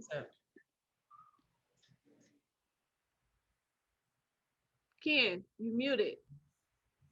Can't hear you. Okay, go. All right, go ahead. I'm one of them people that feel like if a man is there and he's doing what he's supposed to do every step of the way, then there is no need for a court to come and interfere. I got a lot of kids, so I have always felt like, I don't need these people telling me how much support I have to give my children, like whether we're together or not. So I'm grateful that I don't have vindictive kids, mothers that if we're not together, that they feel like they got to run to the system. Like, we have always dealt with our issues in-house. I felt like, hey, now if I wasn't on my ship, if I wasn't on my job, then I understand you going to these people. But my thing has always been, I have always been one of them ones that will sacrifice and put myself last if it meant the benefit of my kids. Like, I have gone cold, broken, hungry just to make sure that they were settled. And their mothers know that. The mothers know that you can hit me for anything. You don't have to sit here and tell these courts this, that, and this. So I have never had that situation occur. I've been threatened with it, but it was more so, you're not doing enough, but you could do more. Or you could do more, but you could still do more. So I had them type of situations where, man, what you're doing is not good enough, but you could do more. And then it became, well, you're doing for your other kids, you could do this, you could do this, you could do this, because they assume that just because one kid, like say I went all out for one kid on their birthday. I got 2 kids who are a month apart. So they would expect the same going out, and I'm like, my son's 13. This son here is 5. I can't, it's different levels to going out. I can't go do what I'm gonna do for the 14-year-old, for the 5-year-old. It just don't make sense. Like, so it was a tit for tat kind of thing on that note. So it's like, you doing this for this kid, well, you can do this for mine. And I'm like, he's 2. I'm gonna buy him a race car, a mobile race car for a 2-year-old. So it went crazy like that. But I've never been, I believe, child support. My biggest thing is this. I don't like giving, there is a kid's mother that I don't like giving money to, because it never goes to the kid. It never goes to the kid. It always goes to other things. And I always say child support is for the kids. It's not for you to take trips to Atlanta, take trips to Florida, go to the strip club and make it rain. It's not for that. I agree. I agree. But how you know she's using it for that? Okay. Wait a minute. Wait a minute. Hold on. Wait. Wait. Wait. You give it. You giving money to a woman, and she going to the strip club to make it right? We not skipping past that. Like I've been down that road. Some And do. But this is exactly the reason why after we went to the club, this is how I knew. Because she kind of told on herself. Oh. You know, That's and yeah, she kind of told on herself. So I was like, oh, so I give money and you go give it to the strippers. All right, well, this is what's gonna happen. My kid needs something, tell me. I'm not putting no more money in it. Gotcha. He needs something, tell me. Because I'm not supplying the strippers.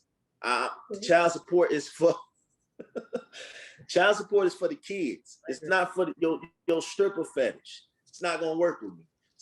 So let me jump in right there. So like just a point of clarity, right? Like at any point, like any dude like can ask for a verification of receipts. Just for the record, I just want to point that out. So yeah, so like I mean for the people, not you per se, but like I'm saying the people that are like that are gonna see this like later on or what have you, right? Like you have the right to like request the receipts to see exactly where the funds are going. So like you can definitely do that and then argue for a readjustment. Maybe it happened to me. It happened to me. Oh yeah. And so I just think if child support is truly for the child, then I'm all for it. But yeah. You know, I'm all for it. I got no problem with that. Me personally, I'm glad, I'm thankful, my lucky stars. I've never been in that situation. I have 7 biological children and I have 4 kids' mothers, and I have never had to stand in front of a judge and say, hey, you have to pay this amount every month. So I am grateful for that. Yeah. But I'm one of the lucky ones, you know, because I know a lot of people, a lot of my homies and things like that, they have to pay child support and, you know, they live with the kid. But it's crazy. All right.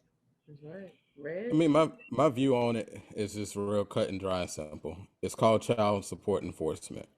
When you're enforcing something, you're forcing something to be done. Mm-hmm. For those that are not doing and taking care of their children, I feel that that's what child support is for, to force them to do what they're supposed to do. Those that truly want to be fathers, that are taking care of their children, and not even just solely, as I mentioned earlier, solely financially, but you're taking the time out and you're still teaching them the life lessons and you're still being with them and giving them that love and that affection and attention. You may not be in a position where you can do it financially, but you're doing for those. I don't feel that child support is something that they should be subjected to. But I do understand that just like us as adults, there are things that we need to survive and to continue on just as well as children need them just as well. So if that means that, hey, the job that you're on, you're barely making ends meet, that means you need to take on a second job so that you can make your ends meet as well as take care of your child. But for those that are truly wanting to be fathers, that know what it means to be a father, the statement goes, what's understood doesn't need to be discussed. So my view on it is child support is for those that do not and are not doing what they need to do. Okay. Salute to that, Red. No, y'all don't think I'm making this story up. I'll tell the story 15.5 billion times. People think I put the man on child support. I'm gonna tell y'all now. I did not know the IRS handled child support.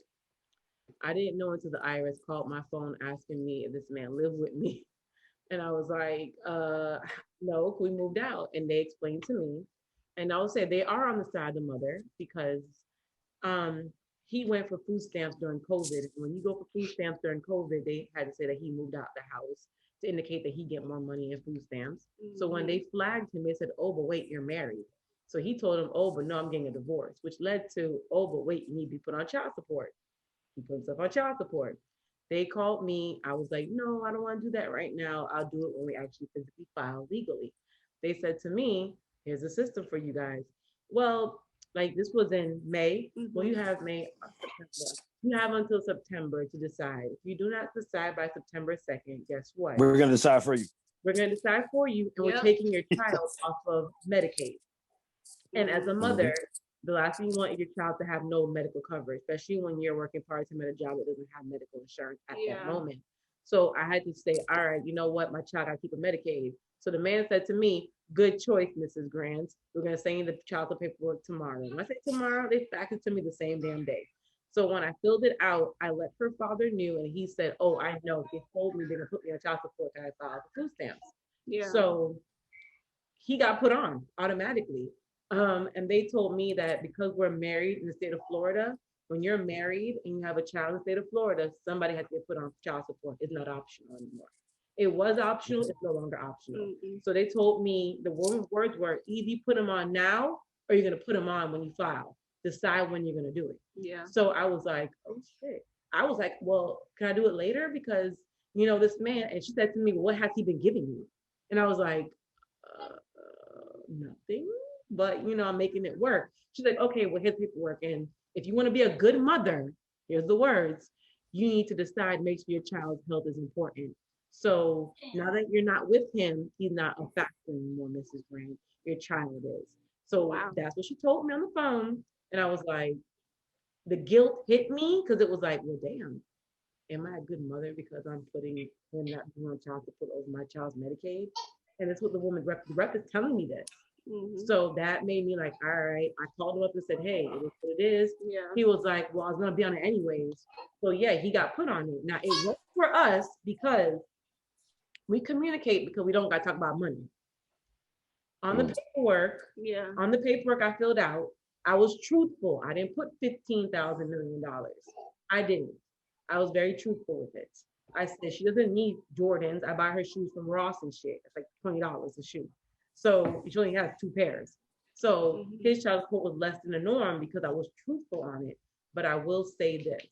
I could see for us it worked because I didn't got to talk to him about it. For me and him, it was like, all right, we don't got to talk about money. We just talk about our child.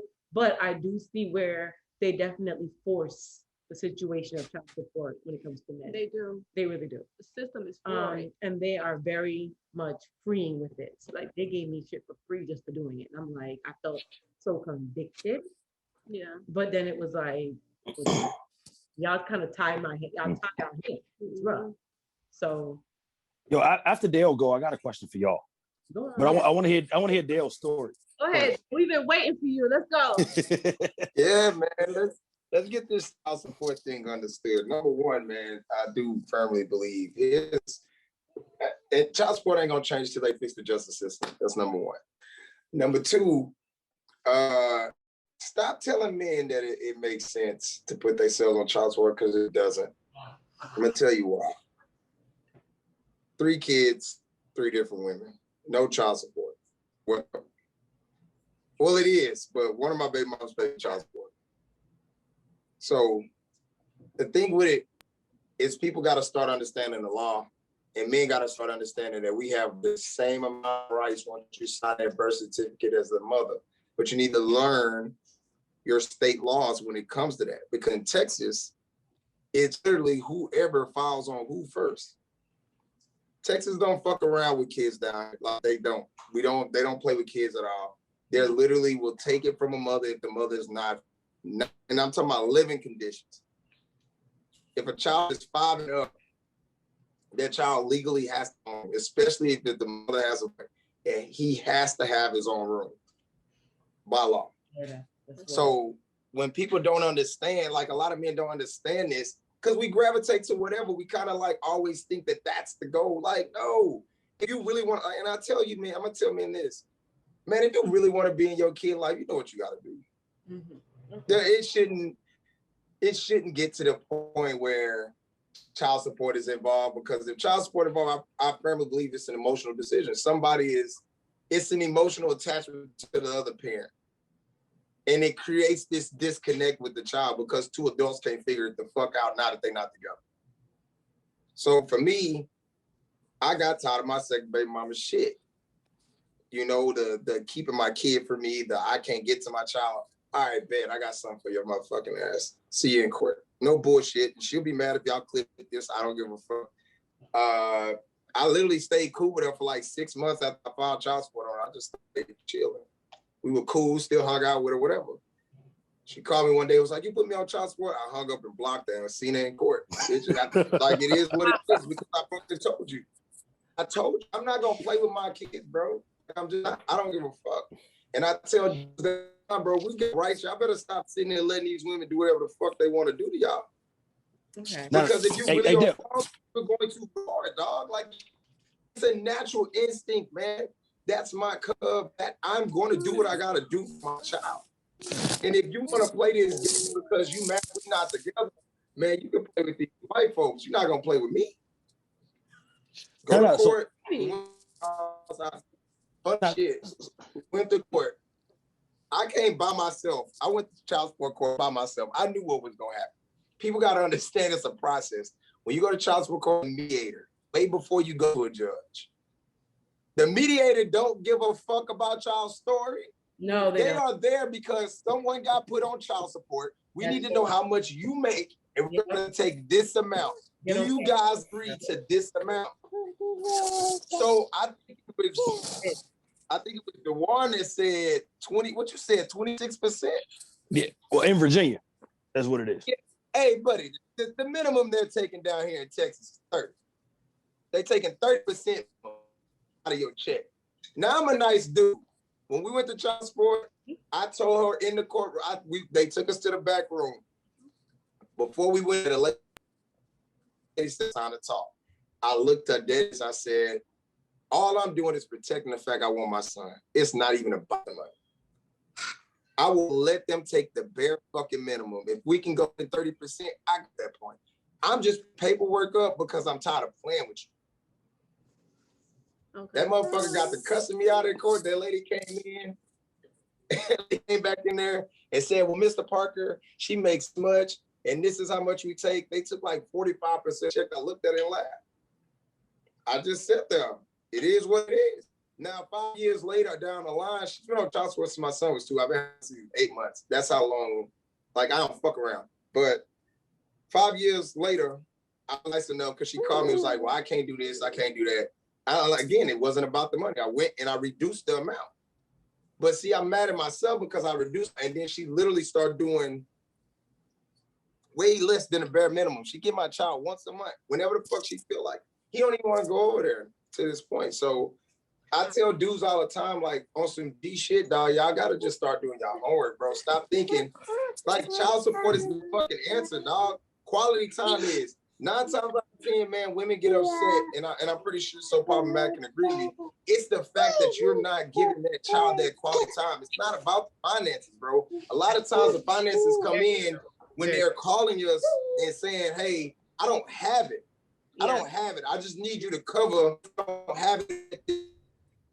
And I can live for that because I call my baby mom sometimes like, yo, I done spent this, that, and the third. Get them some shit. So they start playing the game of we're buying shit and we keeping shit over here. I said, all right, y'all want to play that game? My son literally leaves in whatever the fuck he got on, and that's that. Got you. Right?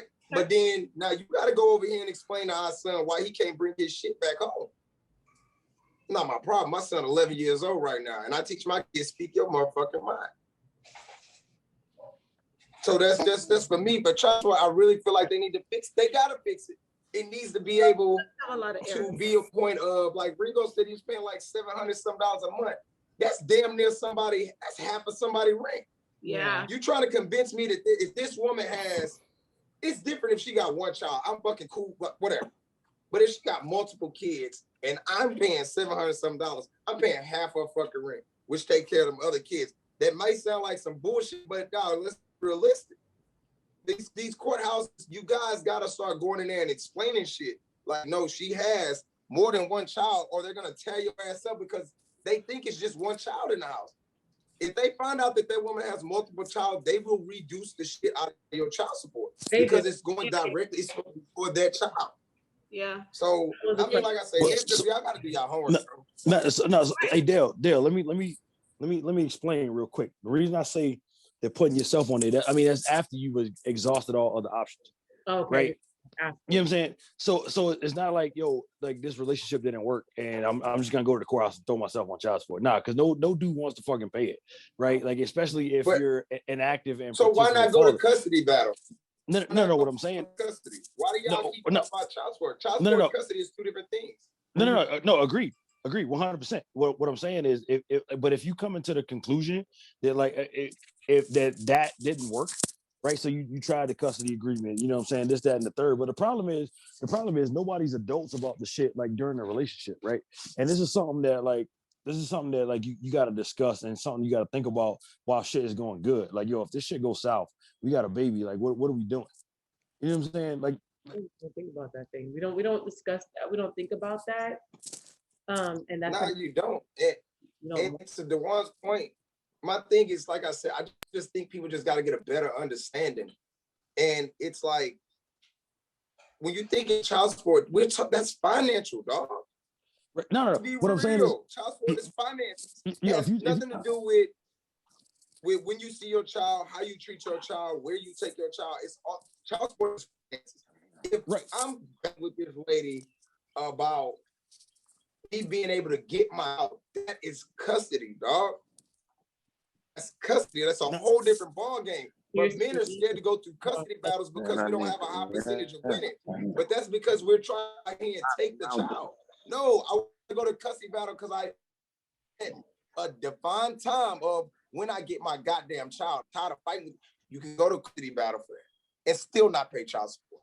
No, that's all I'm saying. It's not. It's two separate things, man. And it gets clouded because we're really attached to that. Men will be like, I had a cousin do it. I told him that was the dumbest shit. Man, fuck this shit. I'm gonna just put myself on child support, this, that, and the third. Why? Right. When y'all fighting over man, let's be real. Let's be honest, dog. Let's say 75% of the time when niggas be going through drama because y'all fucking y'all baby mama still. Facts. Let's just be real. Niggas fucking that baby mama and now you mad because she wilding out. Bro, if you make it about a child, a woman will eventually adapt to it and just say it is what it is. But don't go and get mad, oh, well, I got to put myself on child because she don't want to see my child. But then in the background, it's time a fucking 2-year-old that can't even fully communicate. Get the fuck out of here, dog. You niggas be putting yourselves in that position. No. You're right on that. My personal opinion, dog. No. You're right. My point is that child support and custody is completely different. But like, so in a Commonwealth, Virginia, Pennsylvania, Massachusetts, Kentucky, right? Like, right. That's which is totally different. Right. I'm from Massachusetts and I live in Virginia. You know what I'm saying? I went from Commonwealth to Commonwealth. Right. Okay. So I mean, that's the only perspective I got to speak on. So like in that case, right, the primary custodian is gonna get, like, you know, should they choose, right, the child support, right? But like, I think that like the majority or everybody in this group is pretty much like an involved father, right? Yeah. And truth be told, like, should I go to court for that shit? Like, I would probably win, right? But in the event that you don't, that's when the homework portion comes in and being like, hey, look, they're gonna hit me for 26 to would you say down there 40-30% down in Texas? They're gonna hit me for at least. It's they make what you take. Let's say if you make let's say $2,500 a month, they pop your ass at least 450 to 750 out of 2,500. Oh, real. And I'm talking about that's just off. See, then again, let's dive into child support again. Guys, child support, you gotta pay attention. Hey, you can't go in there and tell them, let her pay for the insurance on the child, because that's what the other half comes from. Child support is so much. You're paying the insurance on your child too. Insurance, medical, and dental. So that's what it is. So that's why I said niggas don't even understand what they paying. Niggas complaining about child support. Go in there and tell them, hey, well, can I take this portion out and go put her on my insurance at work? Watch how drastically your child support drops. Yeah, I do agree. I agree with that. You guys are paying interest and finances, dog. I'm telling you guys, you guys got to do their homework. I wish somebody would have told me that. I mean, because even back then, I always have my son on my insurance. My son is still on my insurance to this day, which I'm cool with. You know what I mean? But I didn't know all of that. You know that back then I didn't know that. You know I was being charged for all that shit. And then you know her spiteful ass tried to make sure that our son was on her insurance too. I said, you know, I said if I knew then what I know now, I said I'd have, man, listen, I'd have been a petty asshole in the courtroom. All I wanted to tell brothers up. And then the after school care, too, like, you know what I'm saying, like that's a portion that's deducted as well. You know what I'm saying, like daycare, school, that kind of thing. So if you're paying that comes out as well. So like, yo, Dale, you 100% on point with the fact that, but I mean, it goes to a larger problem in a Black male community, man. Like at the end of the day, niggas ain't reading. Like, we're just uneducated. That's all. LP is very right about this, because I've been to child support court numerous times, numerous, to the point where our judge for child support is a Black man. It's a Black father. Our judge is a Black man. And I feel like he's very fair. He gets on my nerves, but he's very fair. In the sense of, I don't understand why women run to child support, because the length to do it in the process is so tedious. Because for me, they dig into all my finances, all my bills, everything. And I was sitting in the courtroom and I saw a bunch of Black fathers pop up on the screen, and y'all didn't know what the hell y'all were talking about, to the point where I felt bad for some of them. They were like, all I saw was, like, example, I'm here to, and the judge is like, that was due yesterday. You're not here for that portion. You're here for this portion. And I'm like, these men need counsel. The judge literally said, you need to find a pro bono lawyer to help you, sir, because you're about to be locked up because you are in contempt of court. And it hurt my heart, because for me, it was like, damn, this man got no concept of what's going on in child support court. And I can only imagine how much money she's getting him for. But the fact that he don't know what to turn in, he didn't even know what he was showing up for. So it's like, I see what Del P's saying, because my ex-husband, he lawyered up because he knew he didn't know what the hell he was talking about. So he lawyered up. Right. And I'm happy he did. I didn't lawyer up because I'm a woman, and we dig our shit in. We know how to dig that information, get it. So I'm good. But I'm happy. Some lawyers too, though. Huh? Yeah. Fuck them lawyers, dog. But I will say this, lawyers don't really look into the person. They care about their money, what they're getting. Yeah. So I will say this, I think it's better if you do go through child support, it's you and the person and not a lawyer involved, because only you and that person know what's going with that child. But I wish women were more fair. Nah, Dale's right, man. Just know you're right. Y'all can request a mediation. Y'all know that, right? Dale, I did. You can request a mediation. I did request it, and it was denied.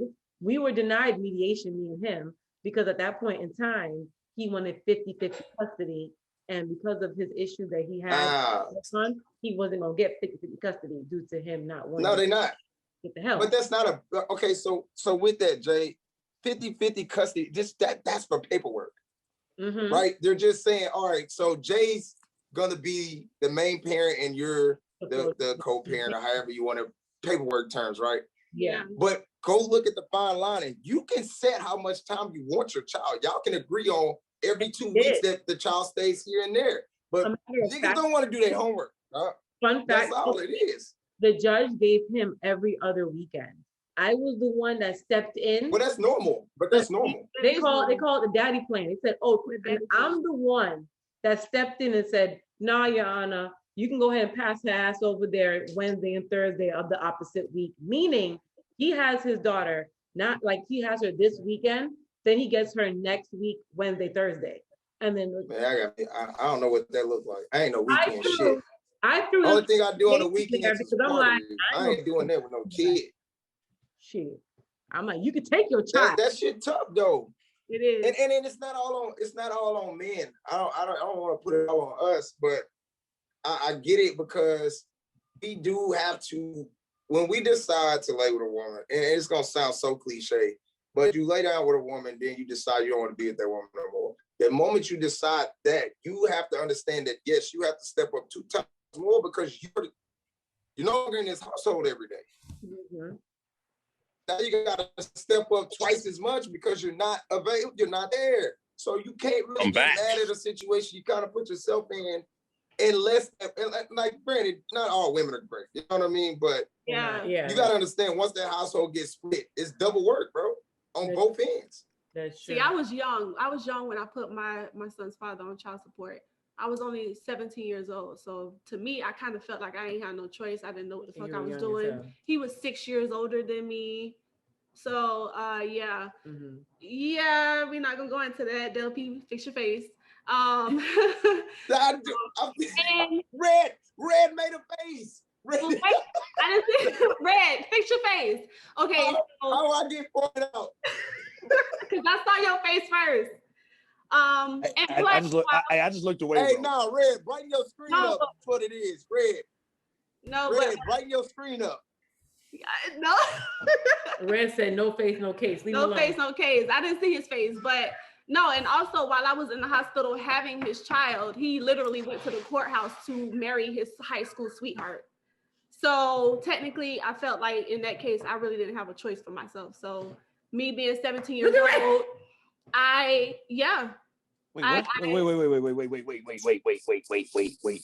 Why?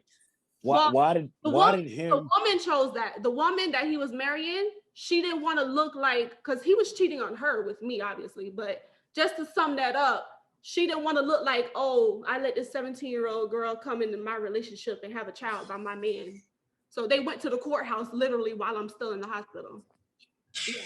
Yeah. Take a shot for me. Hey, yeah. Man. That was my reason. Hey, man. I apologize. I apologize, CC. But listen, damn. I was saying earlier, I mean, I'm coming in on the tail end of the conversation, but again, I can understand him doing what he did. I don't give him a pass. Right. I just understand him doing what he did, because the dynamic of being married is like, or having somebody that maybe you've been in a long-term relationship with. Mm-hmm. You have, the side girl, right? Where you the side girl. Like, I gotta handle my business. You know what I mean? In his mind, trying to do what was, I guess, what was best for him and his family at that time. Let me tell you how mature I was in that aspect. I didn't care about the marriage.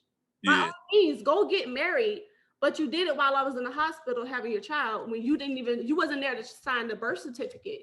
So where did that leave me? You could have waited at least a week or two until I got out. You know what I'm saying? I didn't care about your marriage or her. And matter of fact, I was willing to sit down at 17 years old and sit down and discuss this finances, how you spending time with this newborn child that I don't even know how I'm about to raise. But you left me no choice in that aspect. Wait.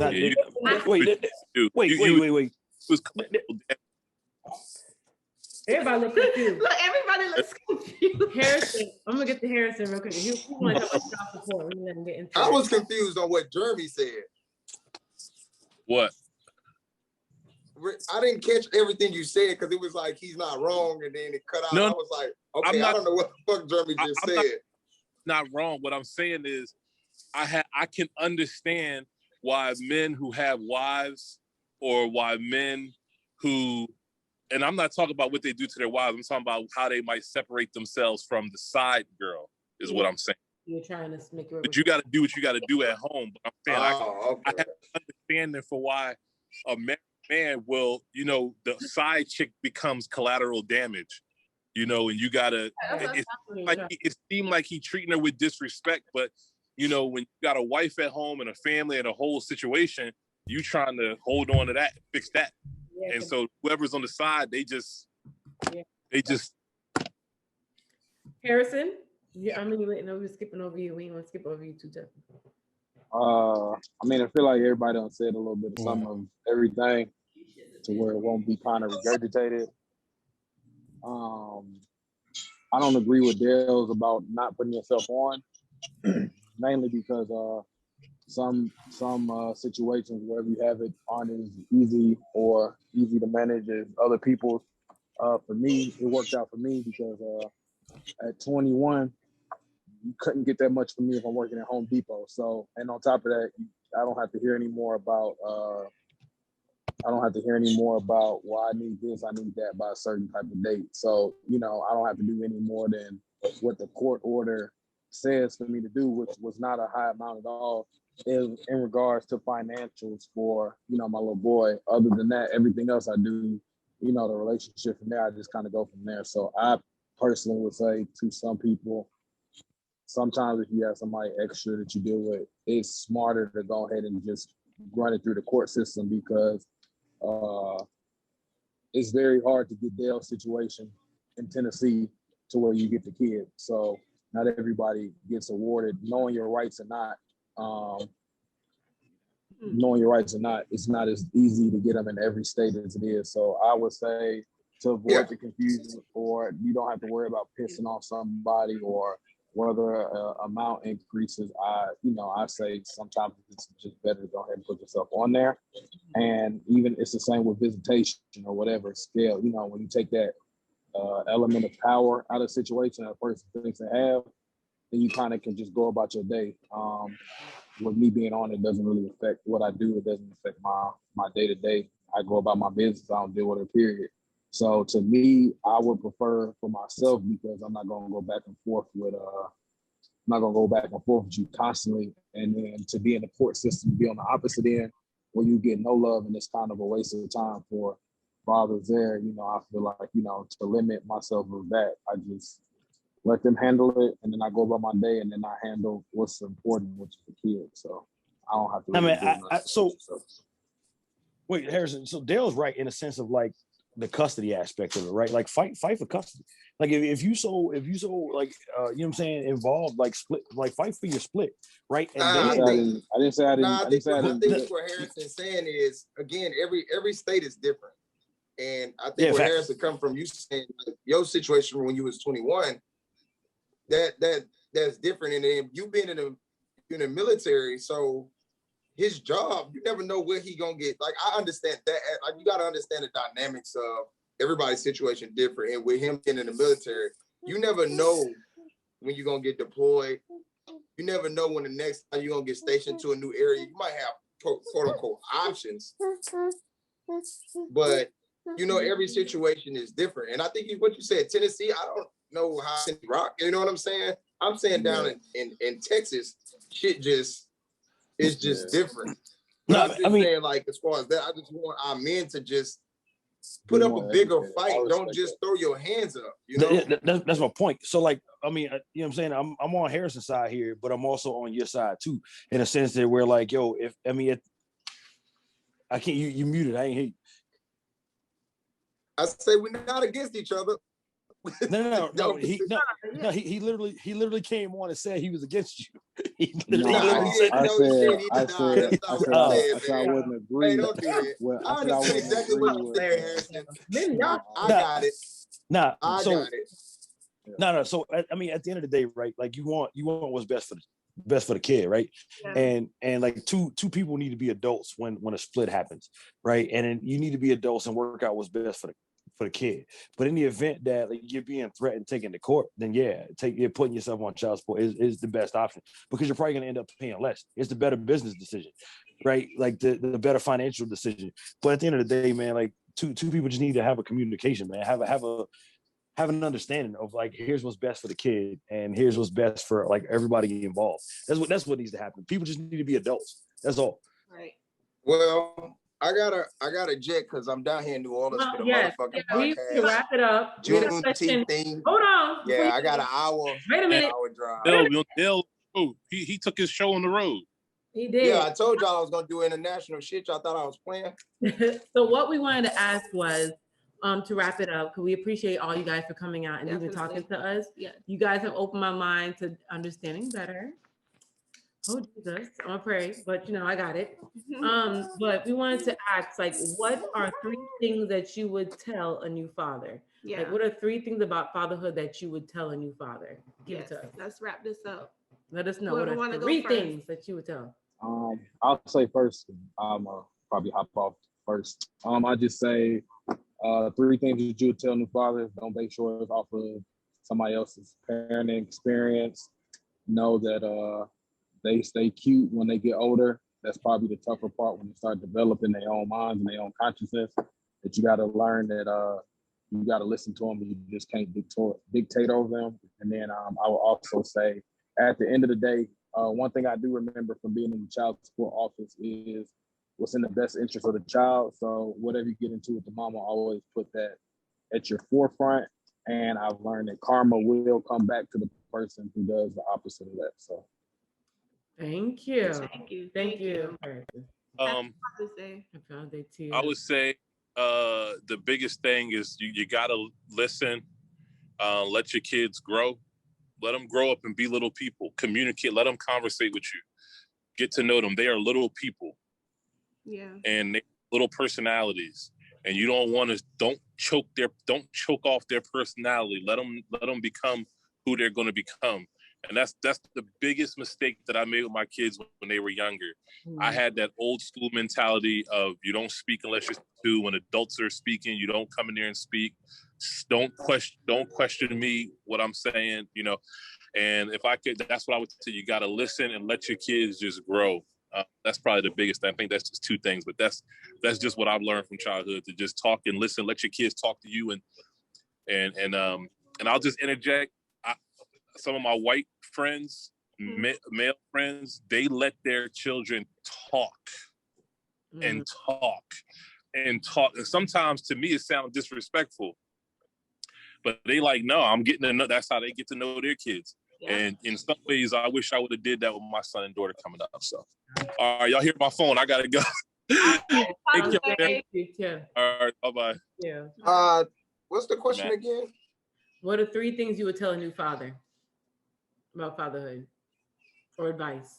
Yeah, advice.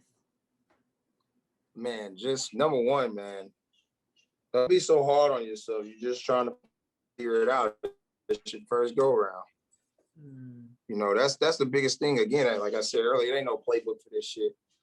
And I think for us as men that have kids, we need to start reaching out to these other guys that do have them. If we know them personally, like that has to start happening.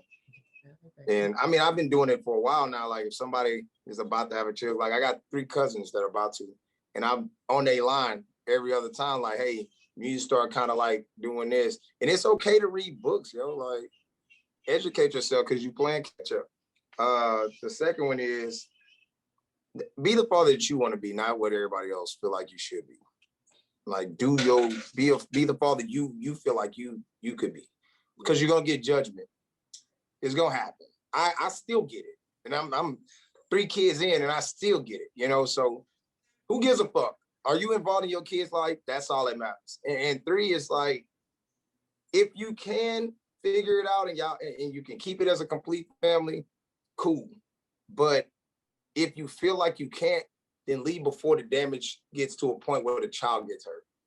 And we don't never talk about that enough, like men learning to leave the household before shit goes left, because you don't want your child to ever feel like it's being neglected because you're gone, because that's the only view the child's gonna see. It's not gonna see the problems with you and the parent. It's gonna see the fact that you left me.